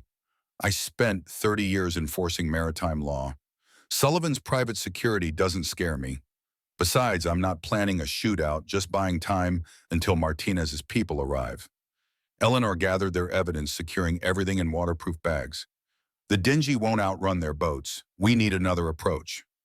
Through the window, Michael watched Sullivan's men preparing to disembark their movements, suggesting military or law enforcement background. Frank Blackwood remained on the speedboat, and his expression unreadable at this distance, but his reluctance evident in his rigid posture. Tom, does your boat have a public address system, the kind used for water safety announcements? Michael's question seemed odd given their immediate danger. Standard Coast Guard surplus equipment. Tom nodded toward his vessel. Why buy me, Pling? I need 5 minutes. Michael's plan crystallized as he spoke. If Frank is having doubts, seeing the evidence might push him to act. We need to confront him directly where Sullivan can't immediately intervene. Understanding dawned in Eleanor's expression. Use the PA system to communicate with Frank publicly, where everyone present becomes a witness, including Sullivan's own men. Michael gathered Catherine's locket and the most compelling documents. If Frank acknowledges the truth with all of them listening, the conspiracy starts to unravel. Tom considered for a moment, then nodded. I'll create a distraction to split their forces. You two get to my boat. The PA controls are in the wheelhouse, clearly labeled simple to operate. The next few minutes unfolded in controlled chaos. Tom fired 2 shotgun blasts into the air from the cabin's front entrance, shouting warnings about federal agents and trespassing charges. The unexpected resistance caused Sullivan's men to hesitate, seeking cover instead of rushing the cabin directly. Michael and Eleanor used the momentary confusion to slip out the rear door, circling through dense undergrowth toward Tom's boat. They reached it undetected, climbing aboard as Sullivan directed his forces to surround the cabin. From the wheelhouse, Michael could see the entire confrontation unfolding, Tom emerging with hands raised after his diversionary tactic. Sullivan's men securing him, while the senator himself remained on his speedboat with Frank Blackwood and 1 security guard. Michael activated the PA system, its feedback squeal cutting through the tense atmosphere. All activity on the island paused as his voice projected across the water. Frank Blackwood, you know why we're here. You know what Catherine's coffins contain. Your ancestors created this conspiracy, but you don't have to continue it. Sullivan's furious gesture toward the boat was ignored by his men, too widely dispersed to reach them immediately. Frank stood frozen on the speedboat's deck, his weathered face turned toward Michael's voice. I found my grandfather's name in your records. Henry Harmon. Subject eliminated May 2nd, 1987. You knew what happened to him. You knew what happened to Sarah. You've carried this burden your entire life, Frank. Michael held up Catherine's locket and its silver surface catching sunlight. Catherine Worthington survived the Celeste's sinking. She left evidence in 12 coffins, knowing someday someone would find them and reveal the truth. That day has come. Eleanor's voice joined his over the PA system. The FBI has authenticated Catherine's journal. They've identified her living descendants across the country. The pattern of suspicious deaths spanning generations. This ends today, Mr. Blackwood. Sullivan grabbed Frank's arm, clearly attempting to remove him from hearing range, but the old man shrugged free with surprising strength. Their confrontation was visible to everyone present, Sullivan's authority visibly challenged before his own security team. You have a choice, Frank. Michael continued watching the internal struggle play out across the older man's face. Continue protecting criminals who've killed innocent people for generations, or help us bring justice to Catherine, to Sarah, to my grandfather, and to your own conscience. Frank Blackwood stood motionless for several heartbeats, the weight of generations seeming to press upon his shoulders. Then, with deliberate purpose, he turned towards Sullivan. Whatever words passed between them couldn't be heard from this distance, but their impact was unmistakable. Frank stepped away from Sullivan, moving to the edge of the speedboat closest to shore. When he spoke, his voice carried naturally across the water without need for amplification. I'm done. The killing stops now. Sullivan lunged for him, but Frank was already moving, diving into the water despite his age and swimming with powerful strokes toward Tom's boat. Sullivan's security team hesitated clearly, uncertain whether to pursue or maintain their positions with Tom. The moment of indecision provided the opening needed. The distinctive sound of approaching helicopters drew everyone's attention skyward, two FBI aircraft appearing over the treetops, their timing impeccable. From the southern channel, three boats bearing federal markings approached at high speed. Sullivan's face contorted with fury and disbelief as his carefully maintained control disintegrated around him. His security team's professional discipline wavered visibly as they assessed the changing situation. Frank Blackwood reached Tom's boat, Michael helping him aboard, as Eleanor maintained watch. The old man's clothes streamed seawater, but his eyes held clear purpose despite his exhaustion. I should have done this years ago. Water dripped from his white hair as he straightened to his full height. Catherine deserves justice. Your wife deserves justice. I'll testify to everything I know. As federal agents secured the island, Sullivan's resistance collapsed into bitter compliance. Michael watched him being escorted into an FBI vessel. The powerful senator suddenly diminished without his protective network. It's over. Eleanor's voice carried equal measures of academic satisfaction and human relief.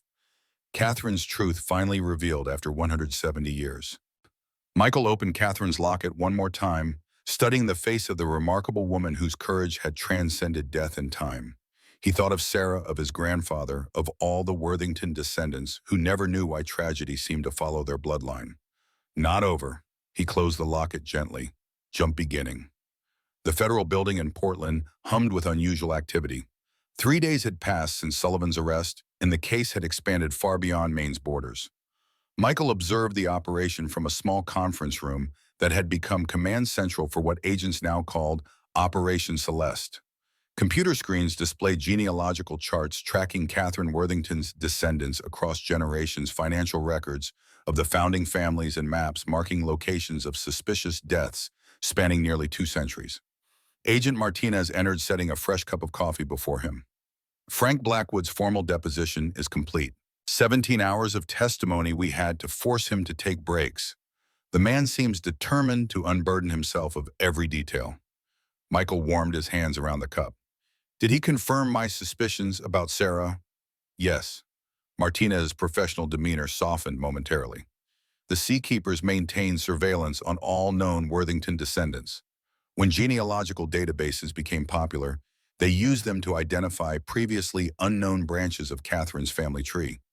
Sarah's maiden name triggered alerts in their system about 10 years ago. The confirmation settled like lead in Michael's stomach. They watched us for years before acting. According to Frank, they debated what to do. Some members argued for continued observation only, particularly since you had no children to continue the bloodline.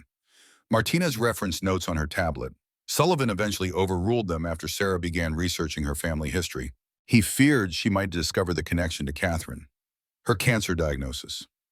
Michael's voice remained steady despite the rage building beneath. It wasn't random. Frank couldn't confirm direct involvement in administering poison, but he identified the Seakeeper responsible for medical matters, Dr. Gerald Preston, prominent oncologist at Maine Medical Center. We've taken him into custody this morning. The door opened again as Eleanor entered, accompanied by a distinguished woman in her 60s whose bearing suggested authority beyond her FBI credentials. Michael, this is Director Collins from the Bureau's Historical Crimes Division. Martinez made the introduction. She's flown in from Quantico to personally oversee the investigation. Collins surveyed the evidence boards with practiced efficiency.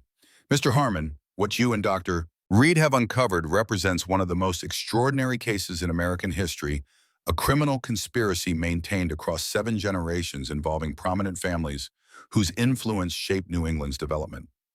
Michael acknowledged her assessment with a nod. How many of them are cooperating? 4 Seakeepers have requested immunity deals in exchange for testimony. Collins consulted her own notes. Each came forward after Frank Blackwood's defection became public. The organization appears to be unraveling from within. And the other coffins, Eleanor asked, has there been any progress locating them?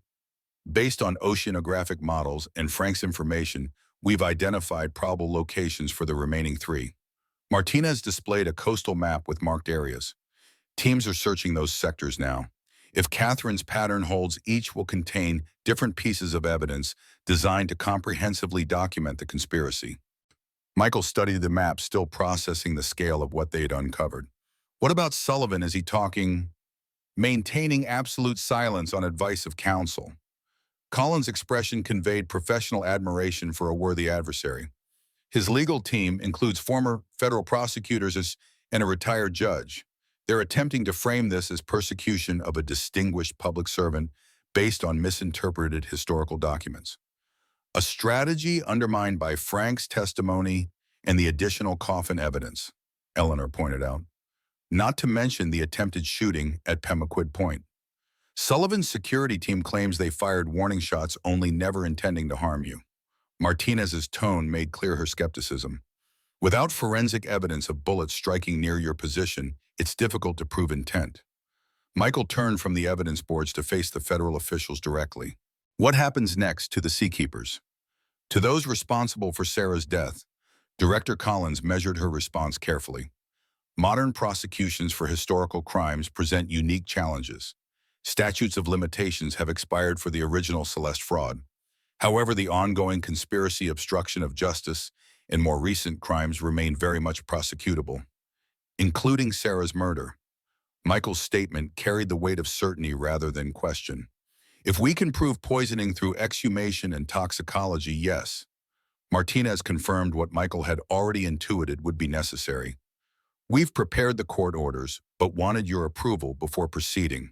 The thought of disturbing Sarah's rest sent a cold wave through Michael, yet the alternative, leaving her killers unpunished, was unthinkable. Do what's needed. Sarah would want the truth to come out. There's something else you should see. Eleanor retrieved a folder from her bag. The archival team analyzing Catherine's journal made a discovery I thought you'd want to know immediately. She opened the folder to reveal high-resolution photographs of the journal's back binding. They found a hidden compartment containing a letter Catherine wrote specifically for whoever finally discovered the coffins. It's addressed to Truth's champion, essentially to you, Michael. The letter, carefully preserved within the binding's secret pocket, was written in Catherine's elegant script. Michael read it silently, Catherine's voice seeming to echo across centuries. To whoever finds this record, if you read these words, you have discovered what I could not live to reveal. The Celeste conspiracy claimed many lives, beginning with those loyal sailors who refused to participate in my father's scheme. Know that what appears to be merely financial fraud carries a deeper stain of blood. My father and Robert did not merely plan insurance deception.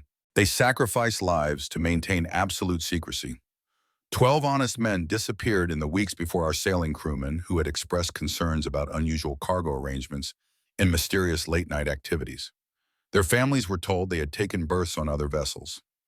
I fear my own survival is unlikely. Should Providence spare me, I will continue seeking justice through proper authorities. Should I perish, I entrust this task to you, distant champion of truth. The coffers of powerful men purchased their escape from justice in my time. Perhaps in yours, wealth and influence will not stand against rightful accountability. With faith in justice's eventual triumph, Catherine Worthington, May 2nd, 1854. Michael looked up from the document, meeting Eleanor's gaze. She knew she might not succeed in her lifetime. This was her contingency, a message in a bottle spanning centuries. She would have been proud to know her descendant's husband finally brought her story to light. Eleanor's academic detachment briefly yielded to emotion. After all this time, you fulfilled her hope for justice. A knock at the door preceded a young agent's entrance. Director, we've just received word from the coastal team. They've located coffin number 10 near Monhegan Island. Initial assessment indicates intact condition. The room's energy immediately shifted. Martinez gathered her tablet, already issuing instructions. I want that coffin under federal protection immediately. Full documentation protocols, continuous chain of custody. I'm coming with you. Michael rose, Catherine's letter still in hand. So am I. Eleanor joined him. As the historical consultant of record, I should be present for the initial examination. Director Collins nodded approval. Agent Martinez will coordinate your involvement. This discovery may provide additional leverage with our reluctant witnesses. The helicopter flight to Monhegan Island offered Michael time to reflect on Catherine's final message. Not just financial crimes, but murders preceding the Celeste incident, a conspiracy deeper and bloodier than even Frank had acknowledged. The wealthy families who founded the Seakeepers had built their legacies on bodies as well as fraud. Monhegan Island appeared below them, its rugged shoreline and small village dwarfed by the surrounding Atlantic. Federal agents had established a secure perimeter on a remote beach where local fishermen had reported the unusual discovery that morning. As the helicopter descended, Michael could see the coffin already partially excavated from the sand, its ornate metalwork glinting in the afternoon sun. Unlike the damaged container at Pemaquid Point, this coffin remained remarkably intact. Marine archaeologists worked methodically around it, documenting its position and condition before further excavation. Michael and Eleanor joined Martinez at the perimeter of the operation, watching the careful recovery process. Initial assessments suggest this may be the best preserved example yet. Martinez updated them as they observed. The copper lining appears uncompromised. Whatever Catherine placed inside should be in excellent condition. She engineered these vessels specifically to survive long-term immersion. Eleanor's academic interest couldn't mask her excitement. Each one a time capsule designed to eventually reveal different aspects of the conspiracy. The extraction took hours, with specialists ensuring every step followed protocols that would maintain evidence integrity for potential court proceedings. As sunset approached, the coffin finally lay completely exposed on a purpose-built platform, ready for opening under carefully controlled conditions. The lead archaeologist approached their position. "We're ready to proceed with the opening. Director Collins authorized your presence for this phase, Mr. Harmon, given your role in the discovery." Michael followed the specialist to the examination tent erected around the coffin. Inside, powerful lights illuminated the vessel while cameras recorded from multiple angles. The opening process began with careful removal of the copper sealing bands, followed by gentle separation of the lid from the main compartment. As the lid lifted, revealing the coffin's contents, even the seasoned professionals fell momentarily silent. Unlike the previous containers with their documents and valuables, this vessel held something far more personal, a portrait in a gilt frame remarkably preserved. Catherine Worthington gazed out from the canvas, her expression capturing the same determination evident in her journal writings. Beside the portrait lay a smaller frame containing a miniature of a man, presumably Robert Blackwood in his youth, before betrayal transformed their relationship. Beneath these items rested a collection of documents unlike those in the previous coffins. These appeared to be personal correspondence between Catherine and Robert during their courtship, an engagement revealing the genuine affection that once existed between them. More significantly, the collection included letters between Robert and James Worthington, outlining their initial discussions of the insurance scheme, providing direct evidence of premeditation. Most damning were documents Michael immediately recognized as death certificates, 12 of them corresponding to the crewmen Catherine had mentioned in her hidden letter. Each had been officially recorded as dying from various natural causes or accidents in the months preceding the Celeste voyage. Accompanying these certificates were private notes indicating payments to officials for falsifying records. This isn't just evidence of fraud or obstruction. Eleanor examined the documents with growing horror. These are records of systematic murder, disguised as unrelated incidents, followed by official corruption to conceal the pattern. Martinez photographed each document carefully.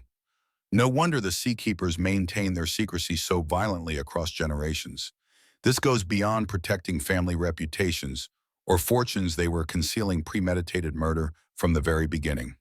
The final item in the coffin proved most personally significant to Michael, a family tree Catherine had created, tracking her own lineage forward through her daughter born after the Celeste incident. She had meticulously updated it for several years, apparently maintaining the document until her death. The last entry in Catherine's own handwriting was dated 1899, suggesting she had lived to the remarkable age of 67 despite the trauma and challenges she had endured. She survived for decades after escaping the Celeste. Michael traced the family connections with gentle fingers, following the lines that eventually led to Sarah. Living under an assumed name, raising her daughter, maintaining these records, all while knowing the conspirators remained free. Catherine Worthington may have been the most formidable woman of her century. Eleanor's professional assessment contained unmistakable admiration. She created a mechanism for justice that could outlast her enemy's power, designed to activate even after everyone involved had died. The discovery of the 10th coffin transformed the investigation. News coverage initially limited to New England expanded nationally as the historical significance became apparent. The Seakeepers conspiracy represented not merely local corruption, but a fundamental challenge to American narratives about prominent founding families and the origins of generational wealth. 3 days later, Michael sat in Eleanor's university office reviewing press reports about the case. The headlines told a story of rapidly unraveling power. Senator Sullivan denied bail in historical conspiracy case. Worthington Foundation Board resigns en masse. Preston Medical Group under federal investigation. Public opinion has shifted dramatically. Eleanor organized clippings on her desk. Sullivan's attempts to portray you as delusional have completely backfired. He's now the one appearing increasingly unstable as more evidence emerges. Frank Blackwood's testimony particularly damaging. Michael indicated an article where the former seakeeper had been photographed entering the federal building for additional questioning. His insider perspective lends credibility to the historical documentation. The academic community is experiencing its own reckoning. Eleanor gestured toward emails displayed on her computer. Historians who previously dismissed my inquiries about inconsistencies in the Celeste records are now scrambling to associate themselves with the investigation. Several have contacted me offering collaborative research opportunities. Michael smiled at her diplomatic phrasing. Opportunists jumping on the prevailing wind. Such is academia. Her shrug carried the wisdom of navigating institutional politics for decades. What matters is that Catherine's truth is finally acknowledged in scholarly records as well as criminal proceedings. Their discussion was interrupted by a call from Agent Martinez.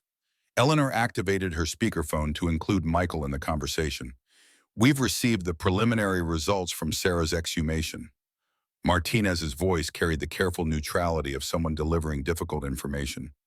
Toxicology confirms presence of thallium, a heavy metal poison that produces symptoms easily mistaken for aggressive cancer, administered gradually over months, possibly in medication or food supplements. Though Michael had suspected this confirmation hearing, it stated as scientific facts struck with physical force. He steadied himself against Eleanor's desk, grief and rage intertwining into something beyond simple emotion. Dr. Preston has agreed to cooperate in exchange for avoiding the death penalty. Martinez continued, he's identified 4 other cases where he personally administered similar treatments to Worthington descendants over the past 30 years. Michael found his voice through the tightening in his chest. What about my grandfather Henry? Different methodology, same organization. According to Frank's supplemental testimony, Henry was eliminated by a seakeeper with maritime experience after discovering Coffin 7, made to look like a fishing accident.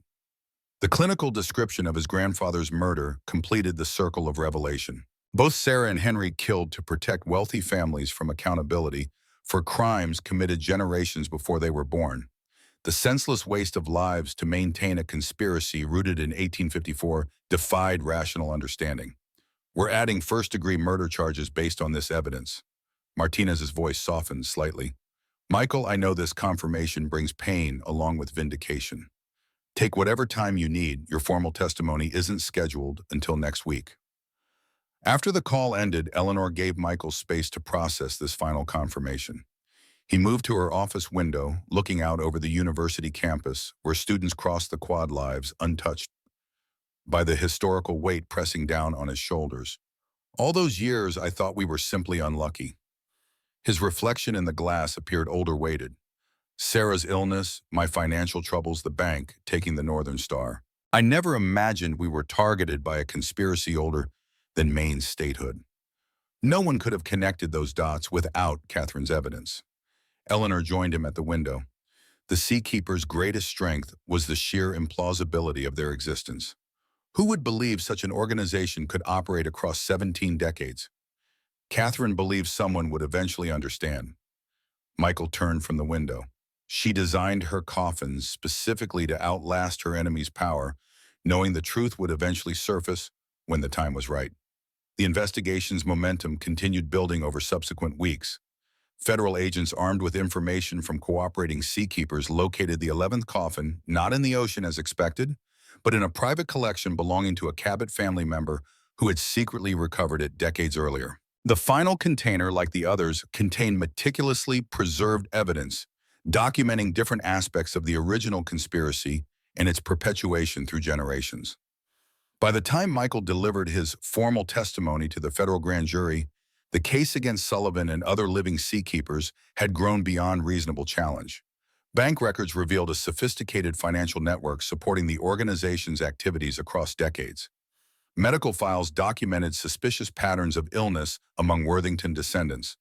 Communication records showed coordination of surveillance and intervention operations targeting Catherine's bloodline. The grand jury proceedings remained confidential, but their outcome became public 2 days later. Indictments against 27 individuals connected to the Seakeepers conspiracy. Charges ranged from obstruction of justice and evidence tampering to first-degree murder in 7 cases, including Sarah's poisoning. Michael watched the news announcement from the small apartment he'd rented after losing his house. The Northern Star remained in the possession of the bank that had foreclosed during his absence, though a lawyer had contacted him regarding potential compensation for wrongful financial hardship resulting from Seakeeper interference. His phone rang Eleanor, calling as she often did now, their shared experience having forged a connection neither had anticipated. "Have you seen the statement from the Worthington Foundation's new board?" Her voice carried unusual excitement. "No, I've only been watching the indictment coverage." Michael reached for the remote to change channels. "They've announced a victim compensation fund specifically for affected Worthington descendants and their families." Eleanor continued without waiting. "Initial funding of $50 million with more expected as foundation assets are liquidated and redirected. You qualify not just through your marriage to Sarah, but as the person who exposed the conspiracy." Michael absorbed this information with mixed emotions. No financial settlement could replace Sarah or restore the years lost to grief and struggle.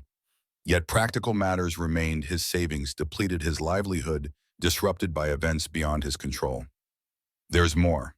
Eleanor's tone shifted to professional interest.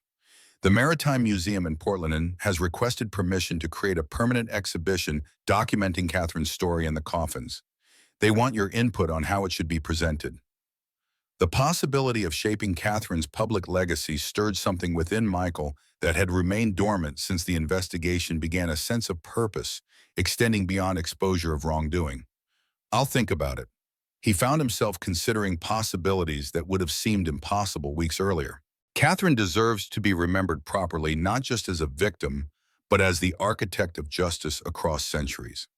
The museum director suggested incorporating interactive elements showing how the coffins were designed to survive oceanic conditions.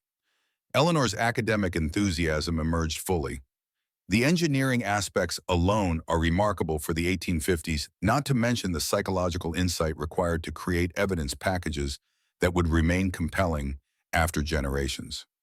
We should include the human cost as well." Michael's thoughts turned to Sarah, to his grandfather, to others whose names they had discovered during the investigation. Not just the historical figures, but everyone who died because of the Seakeepers' actions through the years.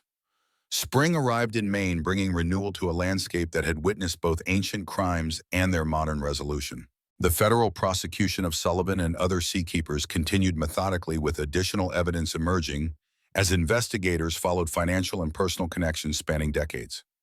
Michael found himself drawn increasingly into the academic side of Catherine's story. Eleanor had secured research funding to properly document the historical implications, hiring him as a special consultant given his unique connection to the case. The work provided both income and purpose during the lengthy legal proceedings. The Maritime Museum exhibition opened in May, drawing unexpected crowds and national media attention. Secrets of the Celeste Justice Across 2 Centuries featured careful reproductions of Catherine's coffins, alongside authenticated documents and interactive displays explaining the conspiracy's evolution. Most powerfully, it included a memorial wall naming every identified victim of the Seakeepers from 1854 through 2024. Sarah and Henry Harmon's names held prominent positions, their photographs providing human connection to abstract historical events. Michael attended the opening ceremony at Eleanor's insistence, uncomfortable with the public attention, but recognizing the importance of witnessing Catherine's vindication. Museum patrons sometimes recognized him from news coverage approaching with awkward expressions of sympathy or inappropriate curiosity. He developed a polite but brief standard response, redirecting attention to the historical significance rather than his personal loss. On the exhibition's third day, Michael encountered an unexpected visitor, Richard Blackwood Frank's son, standing solemnly before the display of Catherine's portrait. Unlike his father, Richard had no direct involvement in seakeeper activities, though he had benefited from the family's position as nominal caretakers of Blackwood Island. Their eyes met across the exhibition hall, mutual recognition immediate. Richard approached hesitantly, his discomfort evident in his rigid posture. "Mr. Harmon, I wasn't sure you'd be here today." His voice carried the cultured tones of professional success, at odds with his father's weathered maritime accent. "I've wanted to speak with you since this all began, but my lawyers advised against contact during ongoing proceedings." Michael studied the man carefully, perhaps 50, with hints of Frank's features softened by generations of distance from maritime life. "Your father has provided valuable testimony. He's trying to make amends in his way." Richard glanced toward Catherine's portrait. "Some debts can never be fully repaid, of course." "Why are you here, Mr. Blackwood?" Michael kept his tone neutral, despite the instinctive tension of facing someone connected, however peripherally, to those responsible for Sarah's death. "To return something that belongs to Catherine's family."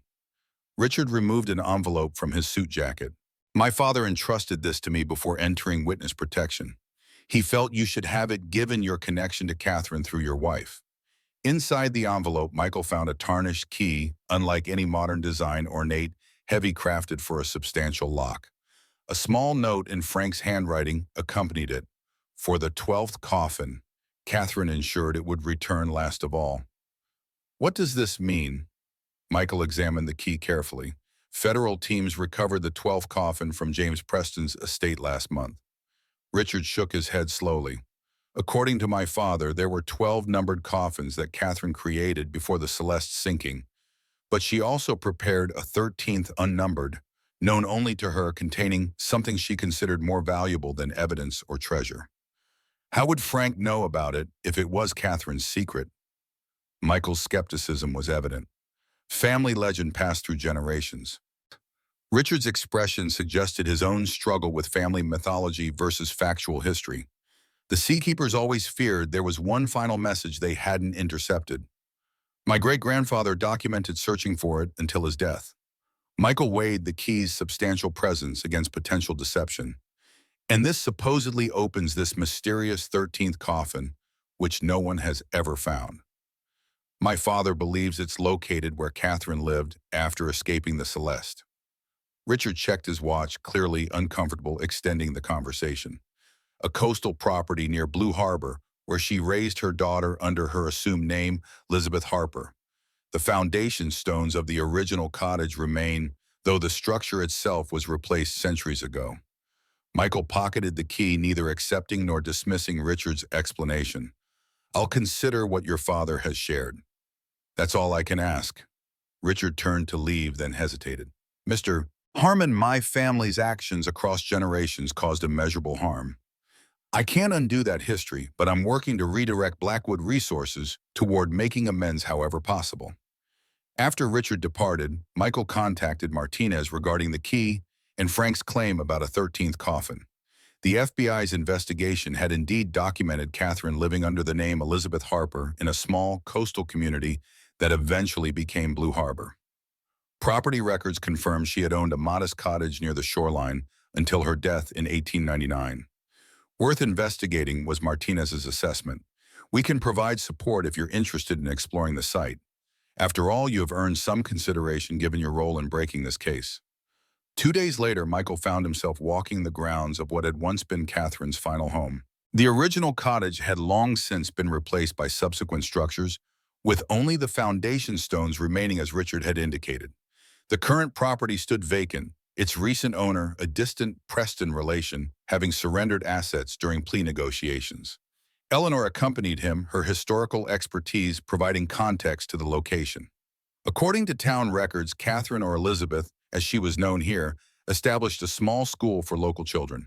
She was apparently well respected in the community, despite her reclusiveness regarding her past. She rebuilt her life while planning justice for those who had destroyed her original one. Michael surveyed the peaceful coastal setting, trying to imagine Catherine walking these same grounds, perhaps gazing out at the same ocean that had nearly claimed her life, yet also carried her message of truth across centuries. The foundation stones formed a rectangular pattern, many still solidly embedded despite the passage of time. Michael examined them methodically, searching for any indication of a hidden compartment or unusual feature. Near what would have been the cottage's rear wall, he noticed one stone slightly different in color and texture from its neighbors. This one doesn't match. He knelt to examine it more closely. The cutting is different, too more precise than the others. Eleanor joined his examination. It appears to have been inserted later than the original construction. See how the surrounding mortar shows a different aging pattern. Michael retrieved Frank's key from his pocket, studying its ornate design. No obvious keyhole presented itself in the stone or surrounding area, yet Catherine's meticulous planning throughout the coffin conspiracy suggested deliberate purpose behind the key's preservation. The stone itself might be the door. Eleanor ran her fingers along its edge, feeling for irregularities. Many 19th century hidden compartments use pressure mechanisms rather than visible keyholes. Following her suggestion, Michael pressed firmly on the stone surface. A faint click rewarded his effort as one edge receded slightly into the ground. With careful pressure, the entire stone pivoted on a hidden axis, revealing a small cavity beneath. Within this space sat a metal box, its surface corroded but intact, with a keyhole perfectly matched to Frank's key. The lock mechanism protested after nearly a century of dormancy, but eventually yielded to the key's persuasion.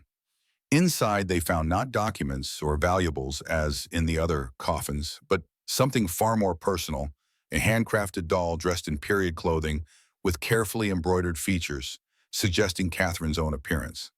A child's toy. Michael lifted it carefully, surprised by its weight. Not just any doll. Eleanor examined it with professional interest. This type was sometimes used in the Victorian era as a memory vessel, a physical representation of someone absent or deceased, particularly for children too young to fully understand loss. A folded paper tucked within the doll's clothing confirmed Eleanor's assessment. Catherine's distinctive handwriting covered the page, the ink faded but legible. To my dearest daughter Eliza, when you are old enough to understand this letter, I may no longer be with you. The doll you have known as your special friend contains my true legacy, not wealth or status, but the story of courage in the face of wrongdoing. Within her heart lies a locket containing portraits of your grandmother and grandfather Worthington, whose name you cannot safely bear in this lifetime. Know that they loved you through me, though circumstances prevented them from knowing you directly.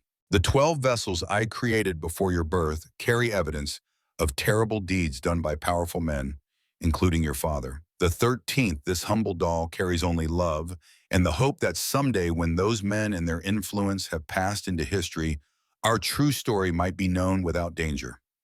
Until that day comes, keep safe, be brave, and remember that even small voices speaking truth hold power against mighty falsehoods. With eternal love, your mother, Catherine Elizabeth Worthington. Carefully, Michael examined the doll more thoroughly, locating a small seam in its torso.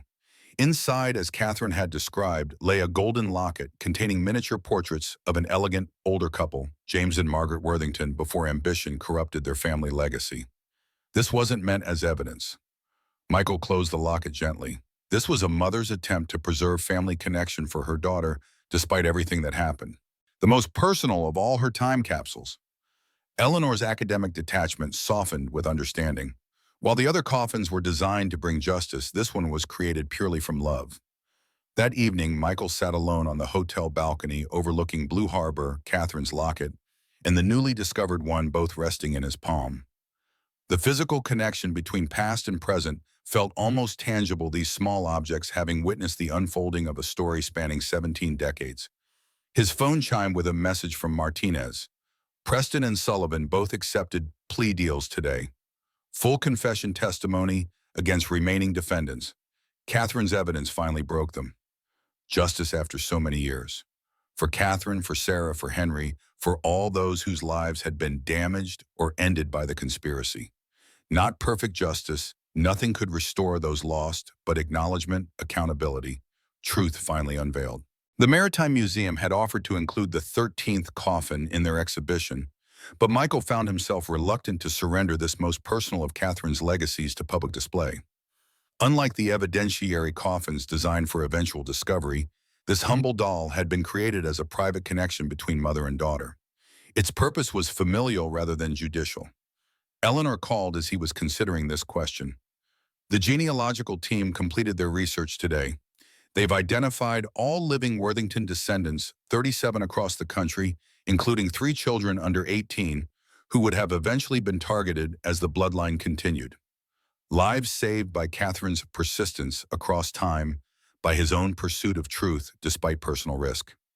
Michael found unexpected comfort in this knowledge that beyond justice for those already lost, their efforts had protected futures not yet fully written. There's something else. Eleanor's voice carried measured excitement. Remember how Catherine's family tree showed she lived until 1899? We've located her grave in the Blue Harbor Cemetery. According to local historical records, she was a beloved teacher known for her devotion to truth and ethical principles. She continued shaping the future even beyond her coffin messages. Michael watched fishing boats returning to harbor as sunset painted the water in hues of copper and gold, teaching children values that might eventually create a world where her evidence would find receptive ears. There's a tradition in the town that began during her lifetime and continues today. Eleanor continued. Each spring, local school children place seashells around her grave marker. The original meaning has been lost, but they still do it. Not lost, Michael understood immediately.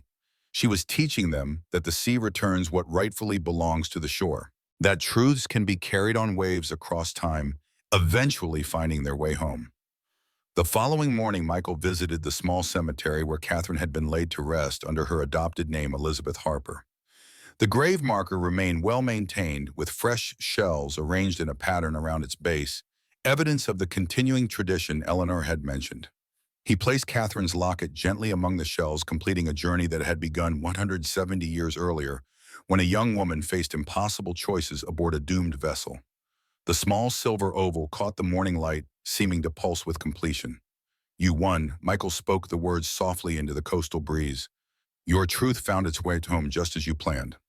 1 month later, Michael stood on the newly constructed observation deck of Worthington Lighthouse, formerly Blackwood Lighthouse, until the recent renaming. The structure had been purchased by the Victim Compensation Fund and converted into a research center dedicated to maritime history and justice. Eleanor headed its academic operations, while Michael had accepted a position managing the practical aspects of the facility. From this vantage point, he could see Blackwood Island in the distance, no longer forbidding, but simply another piece of Maine's complex coastal geography. Federal authorities had completed their evidence collection there, and discussions were underway about converting the property into a nature preserve. The lighthouse itself had been renovated to include exhibition space, research facilities, and memorial elements honoring those affected by the Seakeepers conspiracy. Most meaningfully to Michael, it housed a small private room dedicated to Sarah, featuring photographs from their life together and information about her unwitting role in a historical legacy. Eleanor joined him on the deck, her silver-streaked hair catching the afternoon sunlight. The National Historical Society just confirmed they're sending a team next month to document the complete collection of coffin artifacts. They're calling it the most significant historical discovery of the decade. Catherine would have appreciated the academic validation. Michael smiled at the thought, though I suspect she'd value the justice aspect more highly. The last defendant accepted a plea agreement this morning. Eleanor shared the update she'd just received. That concludes the active prosecution phase. Sentencing hearings begin next month. Below them, a tour group listened attentively as a guide explained Catherine's extraordinary story. School groups had become regular visitors, teachers, using the narrative to explore themes of persistence, justice, and the power of individual action against seemingly insurmountable odds. I keep thinking about something Catherine wrote in her final journal entry. Michael watched a fishing boat similar to his lost Northern Star passing on the horizon. She said, truth may sleep beneath waves for generations, but it cannot be drowned. It waits patient as the tide for the right moment to return to shore. Poetic and prescient. Eleanor leaned against the railing beside him. She understood something fundamental about justice that transcends her era or ours. That it requires both courage and patience. Michael completed the thought. The willingness to plant trees whose shade you may never sit under. The lighthouse beacon activated automatically as afternoon light began fading toward evening. Its beam would soon sweep across the water, guiding vessels safely through darkening seas.